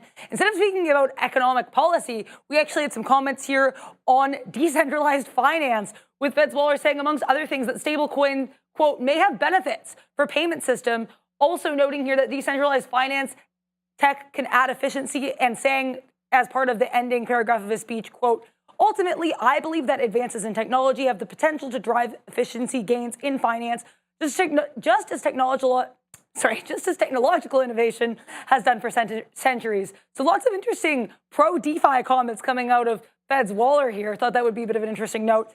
Now we have to talk about stablecoin, because stablecoin has been on a tear as of late. And from what I've read, a lot of this move up has been attributed to Elon Musk. We know he had his Department of Government Efficiency shirt that a lot of people were saying was a good look for Dogecoin. And that right now, Dogecoin at July highs and at a very interesting level here. Let's see if we're able to clear this 0.139 level, which was certainly some resistance. If we go back to July, from that point, we continued to push lower, actually pushing below the 0.1 area. So let's see what happens here for DOGE, pushing into high of days. Great run this week. Let's see if it has even further to go here. And if there are any tickers you're looking at in the crypto space or otherwise, make sure to vote. Exclamation point join, space, $, and your ticker of choice, whatever it may be. Thank you very much, Adara. Appreciate that. Always good look there. Look, I'm in Donald John Pump. You're in it? Yeah, it's going to have to hold 30. So we've got the price we want. If it doesn't hold, that's okay. We're going to get weasel out of that. We're also in CTCX because it's defending, for whatever reason, 56 pennies. Now, if we get stopped out, it's going to be below 55. So we're going to have to risk a little bit over here. Looking at wetting my beak at 62. It's not the greatest mover, but it's showing me a price action support. So we'll pack our patience to see what we get there. Yeah, DJT's whiffling and waffling with VWAP. So this could be a bit of a dicey trade as the tug of war between buyers and sellers manifests at VWAP. Now, sometimes you get the money fills a little bit below VWAP. If that's the case, then we're going to have to deal with that. Right now, we're coming right back into 30. Let's see if there's buyers sitting at the whole dollar. Initially, it looked to me like there was, but I think there is an equal amount of selling in the mid to low teens there. So we'll pack our patience, see what we get. EFSH, guys, still halted. Where the hell is this one? Oh, it's at the end over here. There we go. EFSH still halted at $8. What's the halt time? I think it's exactly like 1 o'clock or something like that. Let me double check. Super quick. EFSH on my platform over here. Let's see. It's going to give it to me in a second. It's got to pack my patience with this. It's not showing it to me. Why is it doing that? 1 something. So I think we're like a minute. Yeah, here it is. 1:30. Exactly 1 o'clock and 30 seconds. So we should open up at 1:50:30 if it is to be a 5-minute halt. So that's about 30 seconds from now. So let's see what we get there. Still in DJT, not in doing. All right, nicely moving up here on CTCX. Looking for a lot more. Let's see if this one wants to squeeze. I feel like there's a bit of a bid creep with this one. Shout out to Adara, who uses that term often. 60 pennies right now we're whiffling and waffling at, Joe. Good look for these ones. Robbie V, thoughts on LEU? $100 break or not? Didn't even know about this one. Let's have a look.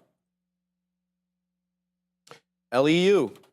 So it's the, wow, what is this rocket ship, bro? Wow. Centrus Energy Corp. Tell me this isn't nuclear. Nuclear! I love nuclear energy. I'm writing this one down. I'm taking a screenshot. Did you see, after he sent that, did you see what I said to him? No. I said, is there volume? And then you pull up the chart, and there's absolutely well, no not that much, dude. I mean, like yesterday we had... Yeah. It looks really good because that's a daily. Yeah, right? exactly. Hey, man, this is a good-looking chart, man. Nuclear, look, you feel how you want. Price action speaks for itself, but... this is a good look right now. Very directional, Joe. Wow. This is the 5-minute chart on LEU. Nary a touch at the 10. And when it touches, when it gets a bit deeper, it's awfully respectful of the 20. Look at that 12.25 and 12.30 hold up. And there we go. We're at $99. Rob, shout out to you. Great look there. Going to take a screenshot of this, because definitely need to put this on the watch list. I was talking to Brendo off camera. I'm like, we definitely need to get some sort of watch list for these nuclear plays, because it seems like it's awfully in vogue at the moment. So thank you for that, Rob. Appreciate that, certainly. What are we doing here with Donald John Trump? It looks like it's going to break down below 30 here, but CTCX is still putting in higher lows. What are you looking at, Joe? Yeah, I'm just over here talking with Nick V in the chat, and he has a pretty cool question that we're going to go over shortly. Right now, he says, Joseph, what type of option strategy would you use with MSTR, with it being close to all-time highs? All right, well, let's take a look here. And the thing is, with options, you don't want to just force a strategy. You just don't want to implement something to do so. You want the strategy and the system to come to you where it's like, oh, I want to run this on this type of trade. As for right now on MicroStrategy, that's Michael Saylor, right? MicroStrategy? Yeah, so, I mean, this is Bitcoin, trails Bitcoin, it's breaking up, and he has an absolutely ridiculous amount in his reserve of Bitcoin. So, I mean, if you're looking to join this trend, if Bitcoin continues to go to the north side, which I do think it does, then look to continue to the north side on this too. I'll always tell you to do a debit spread, so you can do a call debit spread, but always buy that protection, hence the spread, right? So I won't tell you to flat out buy a call. That way you can just kind of mitigate that downside, but it does slightly mitigate the top side as well too. But I mean, when the stock is starting to break out like this, as well as pretty much the primary asset that it holds, then definitely look for something like that, because it's sitting around $213 right now, with an all-time high of around just under 200, or yeah, just under 230. So the one thing is though, is the effort and result in this. We're getting little effort in the volume, and the result is slightly big. So always kind of keep that in the back of your mind, that hey, this doesn't really add up too much. You want to see a little bit more volume on this breakout. So just keep that in mind as well too. So I mean, I don't hate it, but it's slightly extended. So you're definitely going to want to wait and see if that can come back into a price that you really like. All right. So that's just my look, Nick V, on MicroStrategy. So there we go. But guys, I'm in Google. It did pump not too long ago. It is now pulling back. But the Qs are continuing to move to the top side. I mean, we're in exactly where we want to. We got a little bit of a move, but this selling's coming in a little bit too heavy for my liking. So if we break this pivot here around 163.75, then I'm going to get out of this trade. But I'm looking to hold this area. We have the low volume on the pullback, which is giving me a little bit of confidence within the setup. But if it decides that it wants to break down, then that's totally fine. Maybe we'll wait let the pullback phase out, because we did have this strong volume. So I'm going to look for the continuation within the volume. All right. So that's something that I'm looking for. And I mean, it looks like it's about to move to the downside, which isn't too pretty, but that's okay. And if it breaks, which it might shortly, then we're gonna get out of this trade. For now, DJT, are you still in DJT? Yeah, still holding it. Yeah, it's still looking good. I might get back into DJT. I didn't like how when I was in DJT, the rest of the market was trading higher and DJT was slightly stagnant. So that's something that I'll always keep an eye out for. So let's see if Google can hold these levels and then continue to the top side with that, guys. So Nick, that was a great options question. I like talking options. You guys know that. So keep throwing your questions. Let me know what you guys are looking at, and maybe we'll do some rundowns on some potential option strategies with those guys. So keep sending those in the chat. As of right now, Google's holding this level. We're gonna continue to hold because we are Joey Diamond. So there we go. But first, we are off to Adara. Doing another small cap. In case you missed this one, we had CYCC just get a bit of a volume spike up about 75%. We do have a short float here of 2.3%, so not super significant. Float of just over 2 million shares, market cap of just over $3 million, and not a ton of social media attention for what I'm seeing here. We're definitely getting a bit of an escalation, though, so a bit of lower volume. I think we just hit the million mark, but CYCC on watch. So many small caps in play, of course, today and this whole week, really, guys. Guys, Meta's at VWAP, and I'm really interested in taking a short. 581, generally double top. Now, I don't want to give back the gains today on a bad Meta trade, and we know what Meta can do to you. Just ask me on Monday how Meta can do, or Tuesday. Tuesday was the bad day for Meta. In any event, here it is, a 5-minute candle hold up right at the volume weighted average price, and just have a gander at what Meta did last time it got to VWAP. It was a quick one candle rejection. Wham, bam, thank you, VWAP. And we made a new low of the day. Sorry. Here we go again. We're putting this 2-candle hold up here at VWAP. META, it's up 0.2%. But this is a good look here, man. What do you think? What are you looking at over there? Because you are okay. Well, yeah, let's Joe cook for a second. Yeah, we're not cooking up anything, buddy. Why am I out of DJT, yeah, bro? Why am I out of DJT? I paper-handed this. I didn't mean to. I took out the entire position. I was going to ask you. I'm like, yo, this thing's trading higher, so why don't I see you in it anymore? Because I did true to form. Fantastic stuff. It's always only the best on this side of the desk. Only the best. No, I didn't mean to do that. Meant obviously to take out a portion, so that's a mistake on my part there. We'll look to do a little bit better. Still into this one though. CTCX nicely in the money, looking for that 62 penny bounce. But now I need to pay mine to Meta because now it is doing a nice rejection here at the volume weighted average price. You're not going to get the best price at these levels. The money fills were in the high 580s, but here we go. We're putting a 2-candle hold up, and I'm getting multiple topping tails on the futures as well in that area that we talked about where we've experienced resistance on the day on the futures. So kind of coincide that with Meta. I'm having to look at this bad boy over here, and I just don't want to get into this and do it the wrong way. Let's think about this one. Joe, what are you looking at? I'm still over here looking over here at Google. It broke the level that I said that it was going to break, and that's exactly why we get out of this trade. If it decides that it wants to pick up volume to the north side again and start heading northeast, then that's what we're going to look to do, especially here if it comes back towards the volume-weighted average price, all right? So we're going to hold that. IBIT is still deciding that it wants to grind higher, and that is perfect. That's exactly what we want to see. We want to see a nice, strong breakout, and then those levels holding when it does break out, and IBIT seems to be doing so. So we're sitting around 39.30 right now, just at the high of day. So we'll see if any volume steps in, and then we can make a nice move to the top side here.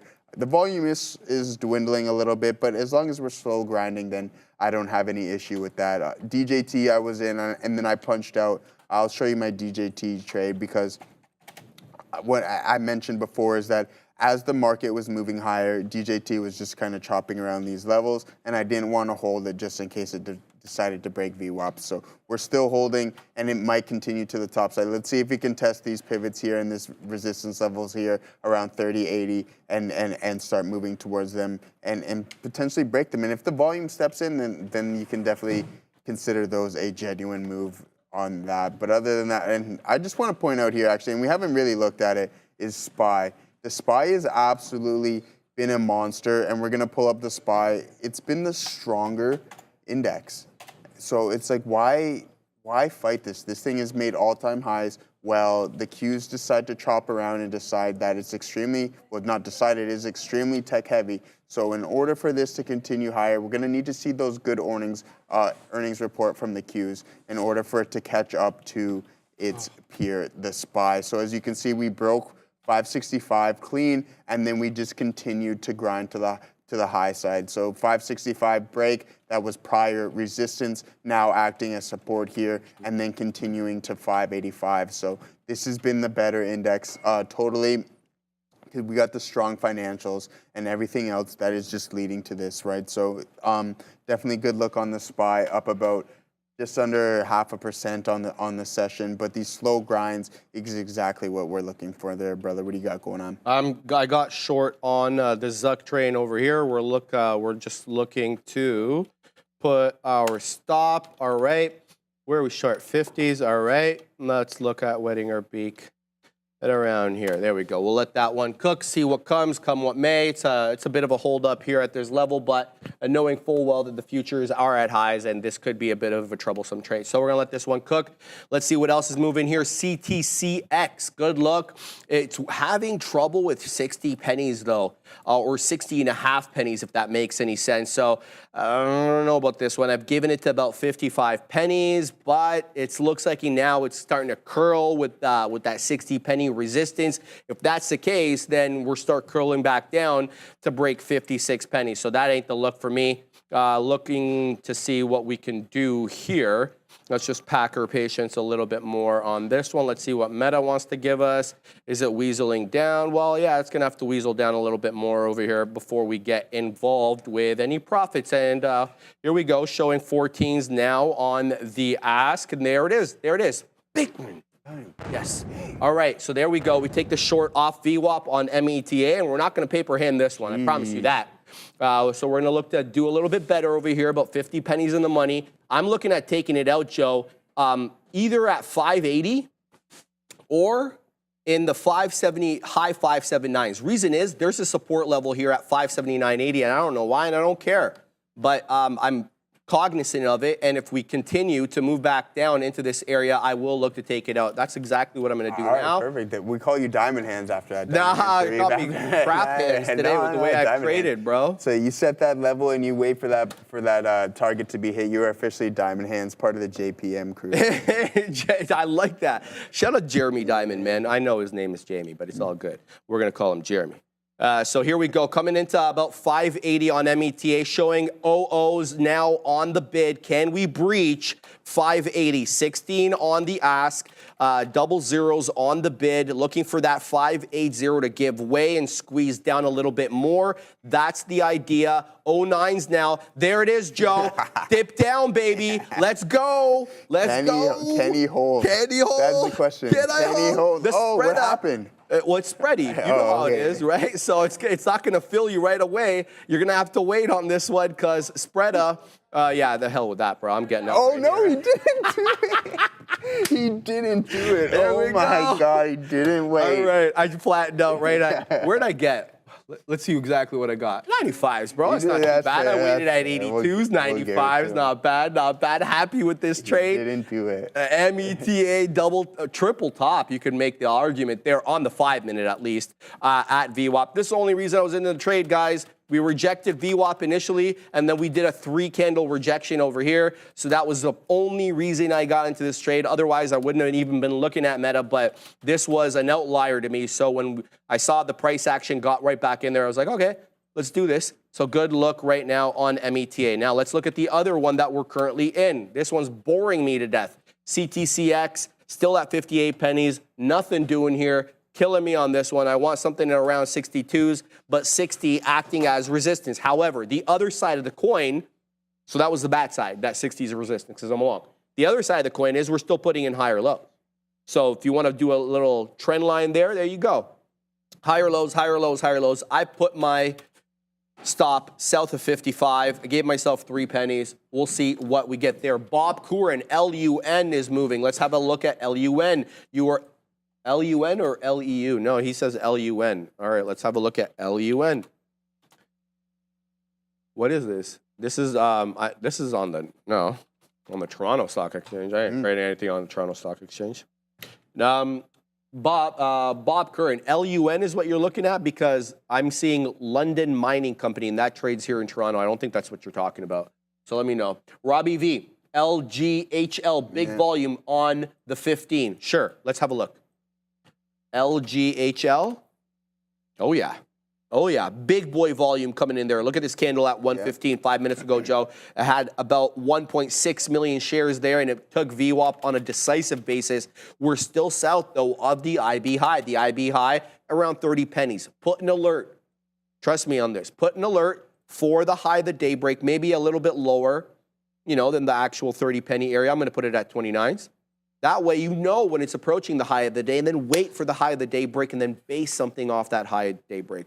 Tell me how that goes. LGHL, keep it on my side chart, Joe. What do you look at? Yeah, that's good stuff there. We're back here in goggles here. We're back in around 163.57s. So we'll see if we can continue. This is going to be my second entry on it. We'll take a couple stabs at it. If we break this low here, I'm going to get out again. And I'm going to wait for a potential better entry on this one here, guys. But I do think we can go towards the volume weighted average price. Around 163.90s is the potential target. It was strong. It started to rip a little bit and then started to pull back. So let's see if this pullback has been deep enough up into the 163.40s, and then we can continue to the northeast side. That's exactly what we want to look at. So, guys, we didn't really talk too many options today. We had Sharif's lesson on the gap fills, which is absolutely fantastic. But if you have any options questions for me, we do only have about 40 minutes left in the session. So make sure if you're looking at anything particular, please put it in the chat, and then we're going to take a gander at it, as Sharif said. So put those in the chat. Let me know what kind of option strategy you're looking to employ: condors, credit spreads, bull put spreads, or any other market neutral such as butterflies and stuff like that. So last night looking at charts, found BSFC, Blue Star, Foods Target 250. Okay, cool. Yeah, we'll take a look at that shortly. But as you can see, that Google's starting to move to the top side. I'm pretty confused on XO. What are your thoughts? Of course, understanding it is leverage tool entails with momentum, but geez, it's so incredibly discordant with the market. Yeah, I totally agree, John. It's actually it's like my fourth largest position, SOXL, in my long term. So, I mean, it's a 3x leverage, and you got to look at the top holdings of it, right? So you have AMD, AVGO, NVDA, TXN, and all those. So we're going to need all those to move together. So in order for this thing to become profitable, I thought it was going to break out not too long ago. It was sitting around the $40 level, and it decided not to. It wanted to reject and then sold off about 10-15% or so on that session. So that's a good look on SOXL, but just be patient because the companies in the main holdings, the broad of that is really concentrated in some companies that you want to own, all right? So there's some good stuff. Does max pain matter? Absolutely, Havana. Joe, could you explain open interest? How does it work?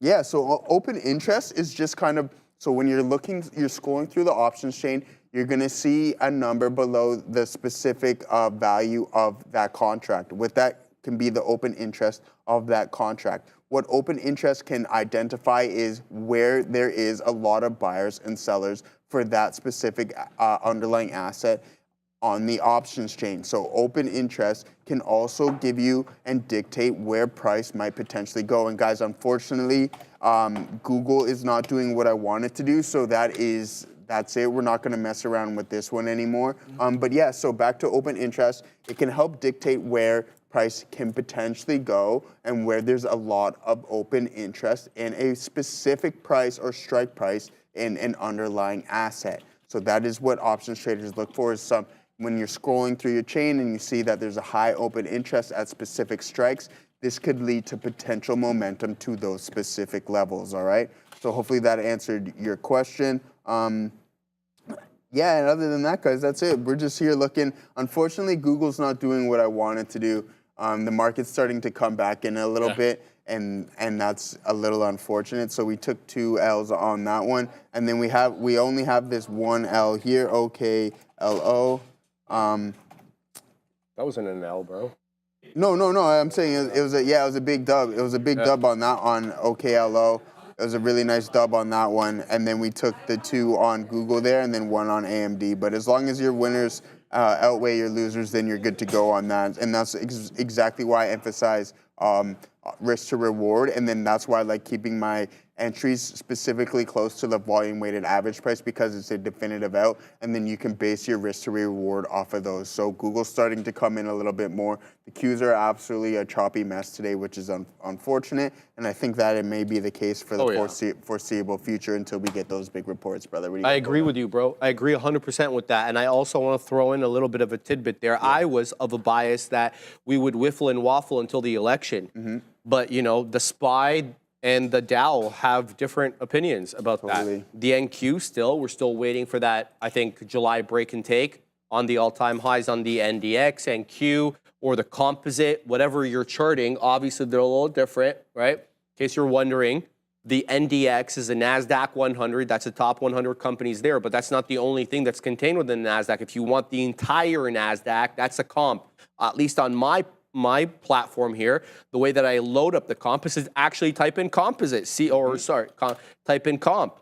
And there it is, the NASDAQ composite right there, index. And then you can see what the index looks like there. So we're still below ATH, all-time highs on the composite itself, 18,667. We're still, well, today, we're at 18,520 or thereabouts, right? And then there's the NDX, which I mentioned is the NASDAQ 100. So you can look at those as well. Let's see where the hell that is. No, Novadex, NASDAQ 100. There it is. Got it. There's the NDX. So you see that they actually have different prices. Like the NDX itself is 20,694. We were talking about the composite being 18 and change. So different looks here for the NASDAQ. Apprise yourself of all that. And then in addition to that, there's futures contracts. And then in addition to the futures contracts, there's the continuous contract for those who want to chart without interruption, having to chart every few months. So lots of different NASDAQ adjacent or derivative products there. I don't like to use the word derivatives because usually that means options, but you know what I'm saying. You got SOXL and everything, and futures. Exactly. Futures are a derivative too, so. Exactly. Well said. I was just gonna say, Sharif, we have Tesla next Wednesday, and then the following week is when the big boys start to report. Absolutely, that's going to be big. It's going to be real big, and that's why we want to do the lesson. Let's go one more time around the lesson, guys.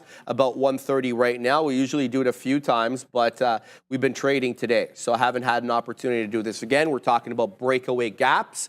So. We'll delve into the exciting world of breakaway gaps, which are signals for potentially explosive price movements. Let's look at what we're talking about here. What do we mean by breakaway gaps, though?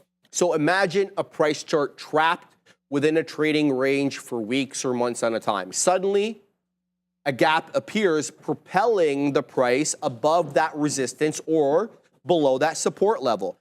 That's a breakaway gap, a significant jump in price with no trading activity suggesting a potential breakout from the established trend. And this is what we're talking about over here. We're putting in lower highs and lower lows, or you could even say we're consolidating somewhat. Then overnight, something comes, it breaks, or something, news breaks, an earnings report, a positive headline, even a negative headline, because this works to the downside as well. And all of a sudden, there's this space on the chart where no trading took place. Well, how come? Because this is the closing print from 4 p.m. the day prior. And this is the opening price at 9:30 a.m. Now, if you include pre-market and aftermarket data in your charts, you will not see the gaps as clearly as this. If you want to chart gaps, my suggestion to you is remove pre-market and aftermarket data to get that clean close from day prior to open the next day. That's the gap we're talking about. In addition to that, when we do gap up in this manner, it behooves you to look at the volume bars. You need to look to see, did the gap Was the gap accompanied by above average volume? And if it was, compare it to the previous volume bars. Does it stand out? So that's what you're looking at there. And this chart over here just basically shows you the opposite of what I showed you. We're putting in higher highs, higher lows, and all of a sudden, news catalyst comes in overnight. The market doesn't like it, and now we're gapping down, and you see what that new trend brings, okay? But why do breakaway gaps matter? Like, why am I even talking about it? What's so important about them? Well, they're trend breakouts, and trend is important. We always talk about the trend is your friend until the end, until it bends. Well, it could break out as well. So breakaway gaps often signal a break from a consolidation period or a trend reversal. A gap above the resistance level that we've established indicates to you bullish momentum, while the gap below support suggests to you bearish pressure. There's also the importance of increased volume, as I alluded to, accompanying the gap. Breakaway gaps are typically accompanied by a surge in trading volume, signifying strong buying or selling pressure behind the price move. And there's also that psychological impact that comes with breakaway gaps. They can attract new market participants. All of a sudden, NVIDIA is making all-time highs, and all the 20-year-olds at the gym are on their phone buying NVIDIA. You gotta hear, like, I listen to these kids. Dude, they're way ahead of my generation in terms of investment, man. Yeah. Okay, I gotta digress for a second here. LGHL just popped up an alarm on my platform, LGHL. Let's find out, GHL, let's find out what this one is doing. Here it is. It just broke above, I believe, a key area. Yes, this one is above the pre-market high, or close to. Sorry, this pre-market high still at around 30 pennies. Anybody who wants LGHL, it is on the way to taking that 30 penny pre-market high, and this could be really interesting for this one, so watch out. I'm not gonna trade it because I'm doing the lesson, but, oh, there it is. There it is, breaking above. Adara, what do you got?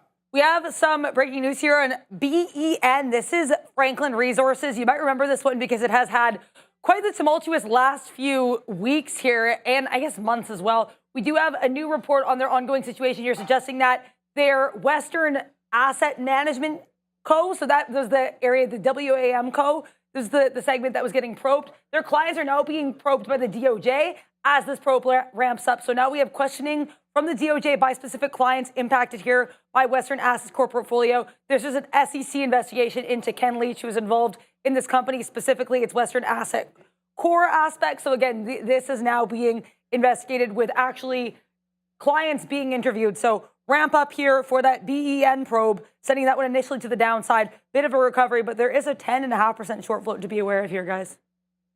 Thank you very much for that, Adara. Breaking news, love that. Up 2.25%. Keep your eye out on that one. All right, so just going to continue on with the lesson. Just telling you super quick. Psychological impact because it's bringing new market participants in. And this is what we're talking about here. Again, we're ranging top, a bit of a top over here, and then all of a sudden a news catalyst comes in and boom goes the dang dynamite. As you see, higher highs, higher lows, and it continues to break out. Same thing over here. We're in a trading range on Starbucks from May all the way until July. And then all of a sudden, we're breaking above there. And accompanying that is large volume. Have a look at the bottom right there. Big boy volume. You're going to say, Sharif, how do I know it's big boy volume? Well, look at the volume bars preceding it. Compare them to that. Does it stand out? Yes or no? And here's another one, LinkedIn. This before Microsoft took over this one. We're whiffling along from November till February. Then boom, all of a sudden, we're breaking above. We're above that $140 area, again on higher than normal volume. Look at that black line on the top of the volume bars. These bad boys over here exceed that, so it's a good look. But there is also the ever-present danger of false breakouts. Sometimes breakaway gaps can be misleading, like all technical analysis. The price might quickly reverse direction, creating what we call a false breakout. Here are some methods that can help you identify potentially false breakouts. Number one, limited follow-through. If the price struggles to maintain the momentum after the breakaway gap and fails to make newer highs and newer lows, or newer lows and lower highs, if it's going south, it could be a sign of a weakening breakout. Number two, lower volume after the gap. A surge in volume accompanying most true breakouts.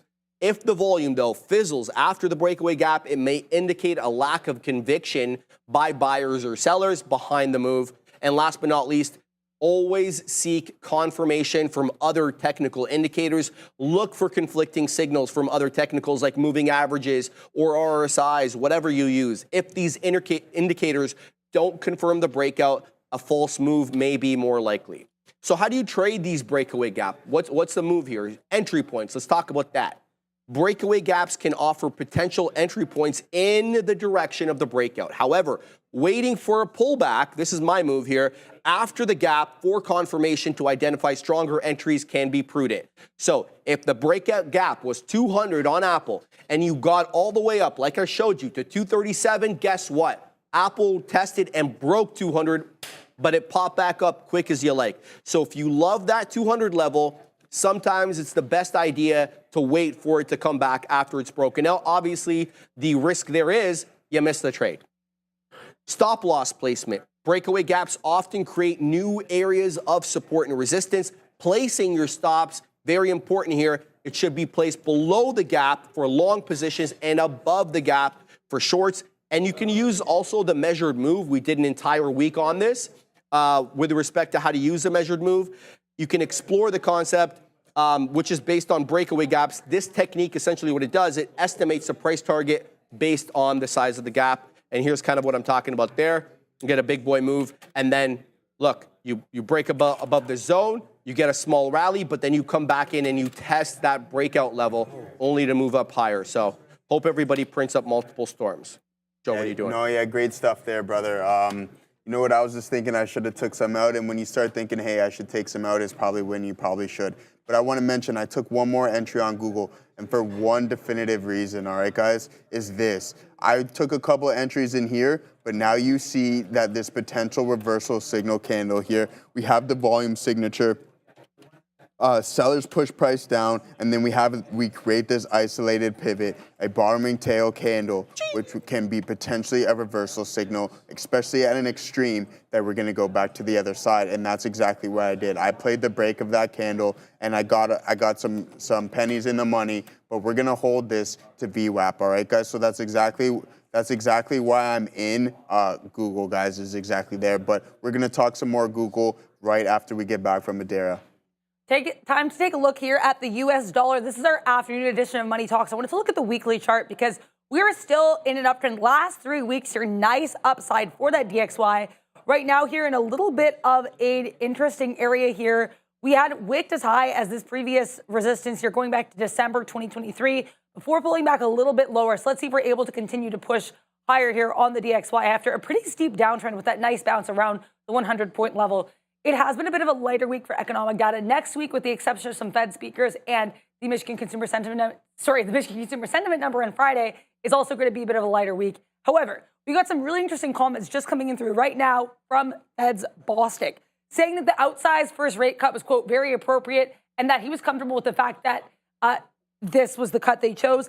They also said because of how long the rates have been higher, it made sense to lower them, but there is still some uncertainty here. There was also some other comments here from Fed's Bostic suggesting that the policy rate needs to be moved because risk had, quote, shifted. The neutral policy right now is in 3 to the 3.5% range, but to be patient, he views that by the end of 2025, we should get to that 2% inflation goal. So Fed's Bostic giving us about a year to get to that 2% inflation goal. It's also worth noting here because Fed's Bostic last week in a bit of a market-moving interview with Bloomberg suggested that he was in no rush to raise rates, to lower rates, kind of similar to what's being said here, saying that he would actually be comfortable with holding off on a rate cut at either the November or December FOMC meeting due to some, quote, janky inflation data. So Fed's Bostic making some more comments suggesting he's going to be a little bit more patient with these rate cuts. We'll have to wait and see how everything unfolds. If you guys are looking at tickers, though, you only have about 11 minutes left to vote for your ticker of choice to see if Obi and Neil will be able to review them at their session.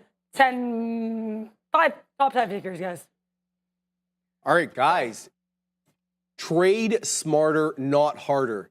Upgrade to an elite trading experience, which allows you to analyze, strategize, and certainly capitalize. You can foresee the profitable opportunities with the platform you need. You get infinite data, you get instant trading, and you know where the market is moving before others with that lightning fast data executions. It's got fantastic charts, certainly ones that change the game. You can customize them. You can analyze the market faster in your way with your indicators. You also get better back testing and scanning. We all know the secret sauce to the formula is to make sure your strategy works, and this helps you predict the future by understanding the past. And the data is real-time and awfully reliable. You get that up to the second market information from hundreds of global markets. It's literally everything you need all in one place. So don't miss a beat. Execute your best trades now. If you're ready to elevate your trading, scan that QR code on the bottom right of your screen or check out the link in the description. Go. Yeah, good stuff. The OG Kyle Burdett asked me a question. Joe, I want to set up a bearish-minded options trade for next week on SPY. Can we run through that again? Absolutely. So let's dive right into this because I really like that because there's multiple things that we can do. But I know what you're referring to, Kyle, and that was that call credit spread that I mentioned, a bear call spread. I just want to point out multiple factors in this strategy because I don't want you to take too big a loss, all right? So when we're going to construct a bear call spread, essentially our main leg of that trade is shorting calls, which will create that initial credit. But then we also buy calls at a higher strike price that will give us protection. But you still need to implement a stop loss, Kyle. So if we say and in this, we'll start from the beginning. So say you wanted to create a bearish call spread on this trade and you wanted to sell the 600 calls, all right? So Kyle, what you're gonna do is you're gonna sell the 600 calls and then you're going to buy the 605 calls, all right? This is gonna put an initial credit into your account. But mind you, Kyle, when you create this spread, please put a stop loss at the amount of credit received. So if you receive $50 or $100 in premium, put your stop loss at $50 or $100, all right? So that is a call credit spread. And this also gives us the thesis that, hey, we don't think that in the coming week or so that SPY is going to close above 600. This also gives you a little leeway room that if SPY trades up to 590, you can still be profitable on that trade. Or if SPY continues to move sell side, then you are going to be extremely profitable on that trade. But it is a fixed profit, all right? So that is one method if you want to create a call credit spread on SPY, Kyle, where it gives you leeway room where you don't have to be as directionally biased. But you can also do an at-the-money put debit spread. So that is still a bearish thesis, but what you're gonna do is you're gonna cap those losses and you're going to cap those gains by doing this. So say we buy an at-the-money put. So what we're gonna do is we're gonna buy the at-the-money put at 584, and then we're going to buy, so we're gonna sell, or so we're gonna buy this, we're gonna buy the 584, and then we're gonna sell the 580 or the 575. This is going to kind of cap your gains, but it's also gonna reduce that loss a little bit as well too. So just keep in mind, there's a couple ways that you can create bearish trades on this, Kyle. So the one is being the call credit spread. Right, so I'll map it out for you a little bit here. That will look like this, right? So this just says, hey, Kyle, we don't think that SPY is going to close above 600 in the duration, and then we can do this for your put debit spread. All right, so Kyle, and we're going to touch on this a little bit more because there's another key point that I want to point out. But first, we're going to go to Adara, but we're going to get back to that question, Kyle. All right. I'm still waiting to see some news here on Starbucks. I'm seeing a couple notes here on apparently there are some call alerts, but what could be on watch here is a tweet from Jonathan Mays. This individual is a journalist who works for the Restaurant Business magazine, and about 4 minutes ago, he tweeted that Starbucks is hiring Yahoo's CMO, whose name is Tracy Lieberman. This individual will be working as the company's chief brand officer. Apparently, Lieberman also used to work for Taco Bell and Chipotle, so he has past experience with new Starbucks CEO Brian Nichols. So again, unconfirmed tweet here by Jonathan Mays, a restaurant business journalist, saying that there's a potential that this new individual who's worked with Brian Nichols in the past could potentially be joining Starbucks as its CMO. or as its chief brand officer. Again, that is not as of yet confirmed. And the tweet only has under 200 views from what I'm seeing. So this might not necessarily be the catalyst. I will keep you guys posted. Thanks so much for that, Adair, because the OG Gaurav brought that to my attention. He's probably a technical breakout. There we go. Adair giving us the goods there. Yep. And thank you so much for that, Adair. Very important. Just one last point there for Kyle. One thing to keep in mind, Kyle, is that when you create a call credit spread, time is in your favor, right? So the more time that goes on, that SPY doesn't trade towards 600, you're going to be collecting premiums just from time decay and those only being extrinsically valuable, opposed to when you create the put debit spread, time is working against you, right? So you need the asset to move in your specific direction in order for you to become profitable. So just keep those 2 points in mind. You can construct it how you want, but just remember that when you create the credit spread, time is in your favor. As time goes by and it doesn't reach your price, the decay is chewing up the value of the contracts and you get to keep it, opposed to the opposite side where if you're in a put debit spread, then time decay is not in your favor. It's going to be working against you and decreasing the value of those contracts, brother. Entropy sucks. All right, Mr. Physics. Shout out to the Chilean Nightmare. CDP. Hey, Sharif. Do you believe in hard stop losses when trading the fast-paced 5-minute time frame? I do for most tickers. Look, I believe in hard stops, but I also believe in specific stop placement. Let me give you an example. Remember that? I don't know if you were around, but I had a wicked VWAP trade on Meta. I took 2 shots at it. I think it was Tuesday. It was a bad day for me. And I got stopped out both times. All because I was placing my stop far too close for a name that we, lovingly call Spreada. Well, why does that matter? Because if you have to account for the volatility vis-a-vis the spread. So I do believe in hard stops, but I also believe in strategic stop placement. If you're going to trade the more risky tickers, the more risky stocks, whether big caps or volatile small caps, make sure you're strategic with stop placement. But I do believe in hard stops. That's just kind of my own thing.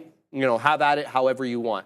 SSF, Sharif, where can you find the scanner for small stocks again and trending stocks, please? I missed it. No problem, brother.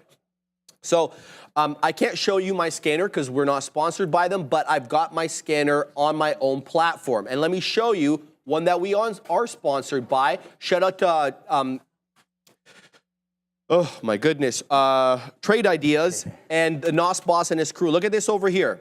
This middle dark green part, this is my scanner. Michael NOS was nice enough to help me set this up when he was visiting. And look at this, EFSH, DRUG, INHD, TVGN. So what I do is I use a scanner, but I have specific parameters that I enter in the scanner. One, I'm scanning for the big gappers up on the day, whether that is called change percentage up on the day in your thing or called gap percentage. Sometimes they're called different things, but what you're looking for is the biggest percentage mover up on the day. And you want to filter by from high to low. Okay, so that's step number 1. Step number 2, my suggestion to you is filter based on price. I don't really like trading, these sub $1 stocks all that much, but when they're in vogue like they are right now, I will. So typically what I do is I filter everything below 85 pennies. It's really to filter out everything sub $1. The only reason I put it at 85 pennies is because I want to know about the ones that are working their way into $1 beforehand, before they've touched that dollar. Number 3, I would suggest to you a volume filter. I personally use 250,000 shares, but that's kind of random, right? You may want to use 500, others may use 100,000. So those are the 3 parameters that I would suggest to you to put in the scanner. Other than that, I think all scanners are equal. Maybe some are quicker to update than others. I hope that helps. Thanks for that. Big Spile. I made money long this weekend on PLD and NEM, but no one wanted to hear it when I called them out in front of, out on the front end of the week. Well, bro, if I saw it, I would have called it out. So it's that simple. I think you're a hell of an analyst or a chartist, and I think you can make money definitely both ways. I've always told you that, Big Spouse. So shout out to you. Yeah, so that's it. Really, those are the questions there. And now let me just go into the last trade that I have here as we wind down the show. I'm in CTCX, and this one weaseled its way up to 61 1/3 pennies. I'm waiting at 62 pennies, and I've been in since 58. Don't be a schmuck like me and trade these low volatility, low liquidity names. Get into the good stuff, is my suggestion to you. The reason I only got into this one is because I saw a key area of support, but it's been lulling me to sleep since then. So hopefully I'll print on it, but if we don't, it's all good there. Yes, you guys have 1 minute left to vote. Obi and Neil, they're getting locked and loaded right now, and they're ready to look at the tickers as decided by you. So get into that chat super quick. If you haven't voted already, vote for your favorite ticker. This is how you do it. That's the prompt right there. Make sure you're entering it correctly. Otherwise, Streamlabs will not register your vote.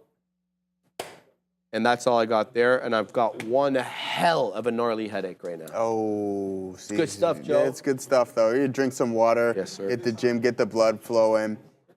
So, yeah, exactly.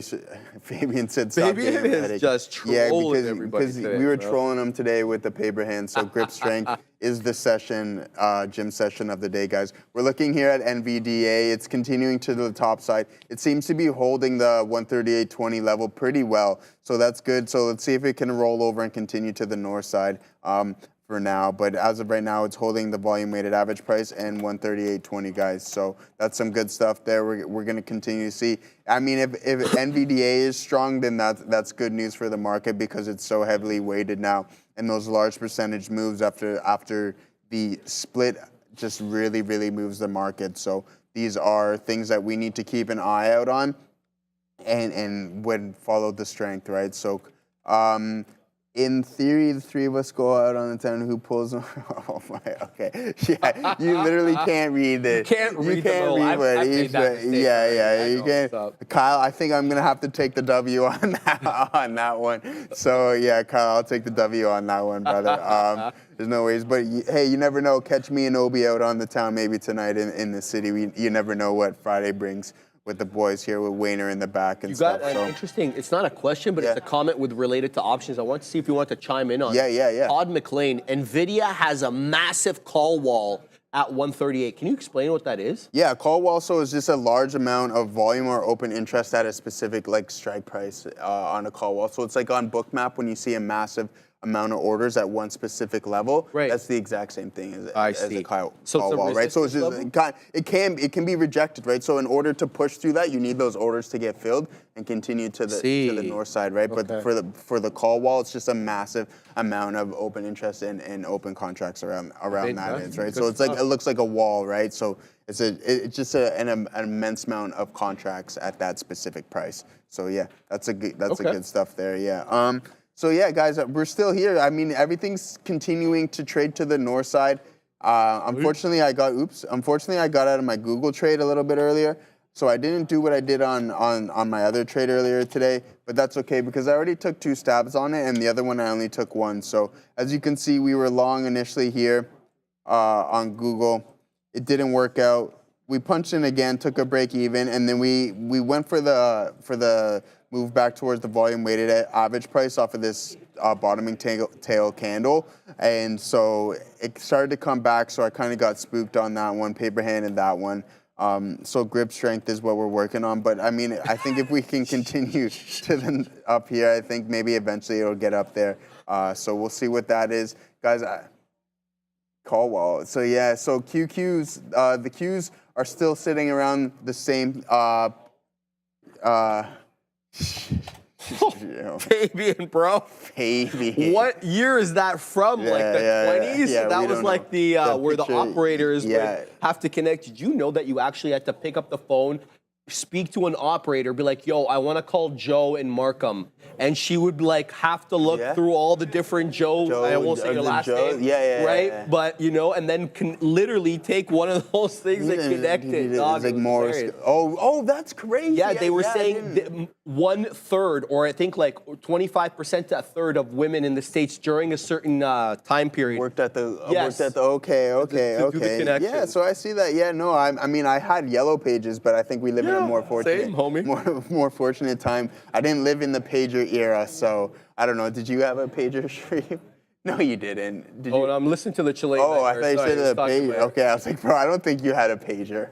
I did. No, yeah. Oh, are you kidding? Bro? Okay, You used all to right. have a pager? Yeah, Yes, okay, yeah. So, all right, there we go. Dude, I'm 42 years old. I had a pager. Wow, I never would have guessed. Can I show you something? I don't want you to look at the ticker, though. Yeah. I don't want you to cheat. Okay, just let me look at the price action. Yeah. So, what chart is this? Joe, it's an index. It's an index. I don't want you to tell me what index that is. SPY. No. Oh, IWM. No. Dow. No. Oh, yeah, I have no idea. You got This is the Toronto Stock Exchange. No way. The Toronto Stock Exchange is at all-time highs, Joe. Wow. And if you bought the bottom last November, you're well in the money. You're 33% clear right now. Wow. The Toronto Stock Exchange is a dang rocket right now. When you drew that trend line, did it tell you the return on that? Yes, that's what I did. How do you so you're gonna have to drag and drop, but you can't use Trading Views charts, right? Oh, you have to use the other one, I the see what you're saying, old yeah. kind, right? But that's the look there. Yeah, that's the Toronto. Neil, have a look at Chilean Nightmare. Can you throw that up? Shout out That's the TSX, Neil. I'm not going to repeat what he said, but he's pumped up about it, and so am I. Shout out to Toronto, baby. Yeah, we're making moves. Hey, maybe it becomes a little more liquid, and then we can start trading. Yeah. You know what I mean? Joe, we got our fill, Joe. Bring in. We know who provides it. No, Obi, who provides it? Who provides the liquidity? Who provides the liquidity? Obi, please tell me. Oh, well, I don't want to get into conspiracy theories. We'll let Ob chime in. But here, this is my last trade, guys. We're in at 58 pennies. Wet my beak here at 62s. I'm going to leave this one out for at 66s, only to front the high of the day at 67 pennies. I'm happy with the fact that I packed my patience with this trade. It was lulling me to sleep, but I had the right levels. I put my stops at the right levels. Now I want to wet my beak at 66s if I can. We're up into 64 again, knowing that the last little pump up there took us to 64 3/4. You know, it's a penny stock, but a dub's a dub. Happy with this trade. Looking for a little bit more here up at 66s. Don't want to flatten out. I'm talking about CTCX, guys, up 31 1/3%. We've got 4 minutes left on the show. The voting is now closed. Joe and I definitely will see you Monday. Sateo was sick today, as most of us are sick. That's why Joe was nice enough, astute enough to jump in. And the second I asked him yesterday, the dude was ready to go. So we're gonna shout you out and send you love that way, bro. No, anytime. Hopefully Sateo feels a bit better. I know there's some people under the weather too. Adira was a little under the weather too. So hopefully they're feeling a lot better. I love these comments in the chat right now. Everybody's talking about pagers. Yeah. I had a pager and Ericsson with a modded LED aerial. Shout out to you, David Cott. Do you remember the old Nokia phones that you could put the little antenna on that would flash all sorts of different colors in the clear faces? I'm dating myself, but I don't care, baby. That's crazy. Because those were good times when the phone would like make your computer speaker go nuts when you were getting a call and you could just tell that the call was coming in before it even came in. Can you actually? So Fabian says he can still hear that in the pack. So when we get an incoming signal, it still distorts his headset. It doesn't do it, obviously, with PC speakers anymore. I don't know what they've done, Fabian, but that's a look. Here we go. We're about to fill here at 66, and we get the fill, baby. Let's go. Way to close it out. Way to close it out. Yes, sir. All done. The trades now, guys. I'm very happy with the trading today. I hope everybody had a great time. Shout out to CPDP. He said better times. I think all times are good, but shout out to you, my man. Sharif had a rotary phone. I did Starburst. It wasn't mine. It was my parents when I lived with them, but I used it. I still know how to use it, and I still like those days. Never going to forget the good old times. No question about that. Yeah, typewriters and stuff, man. Yes, sir. The good old typewriter. I've still got a typewriter at the parents' place. So. I use my parents' place for a couple of reasons, Joe. One, the pantry is AKA Costco for me when I go there on the weekend. Yeah, exactly. And number two, the basement is kind of like my de facto storage. Anything that I can't fit into my condo, it's going right. It's going right there. Going right in there, free of guys, charge. this is squeezing. It behooves you to look at this. CTCX is squeezing here, guys. Big move up from 60 pennies. Now we're knocking the door of 74. We're up 55%. We could see $1 real soon on this. So we're going to leave you with this, obviously, but keep your eye. We took out that previous high at 67 pennies. Good move up here for CTCX, but zigging and zagging right now. Sorry to interrupt you, Joe. Yeah, no, you didn't interrupt me, man. Before we close it out here, Sharif, I just want to say we've been getting a lot of love today, man. So shout out Mo Hit, shout out everybody. Call me Joey Diamond Hand. Shout out to everybody, Rivian Millionaire, everybody in there, and there's a couple other people. Melvin too, guys. Thanks. Ron, Joey Slings. I'm getting all these nicknames that I absolutely love. So, guys, honestly, it's fantastic. Thank you guys so much. So, if I missed you, we appreciate it very much. Yes, absolutely. Big Smile chiming in here. Let me read this. I had a pager, a Nokia with a pull-up antenna and a lowrider pickup truck with huge stereos and a removable head unit face. I played MP3s. I remember everything in detail, just as you described it, dude. Those were the good old days. Remember the Motorola StarTech? Oh, yeah. My Walkman and Remember, Neil, they were in all the rap videos? The Motorola StarTech. If you had a Motorola StarTech in the early 2000s, you made it. No, I'm kidding. Shout out to Big Spout. Look, I didn't have a lowrider pickup, but definitely had a detachable face for my stereo, and I had the sub and everything back in the day. So you're back in the day. Stop. Oh, bro, such a shooter. Stop it. Such a shoot, driving down my parents' street with like my little Ford Focus and like those windows shaking from the bass, dude. I was such a shooter, but those were good times, man. Joe, it is 2 o'clock. Gonna hit you up. Thank you for stepping in. Beautiful session. Fun as always. All right, guys. It is time for the Big Kahunas to take over, but we'll see you guys same bat time, same bat channel. Get them, Big Kahunas. Yo, welcome everybody to the afternoon show. I just found some stuff out about I'm muted. I'm not muted. I just found out some stuff about Obi. First of all, the boys were just talking about like old school cars, what they used to ride, because Sharif obviously was a baller. Look, man, my first ride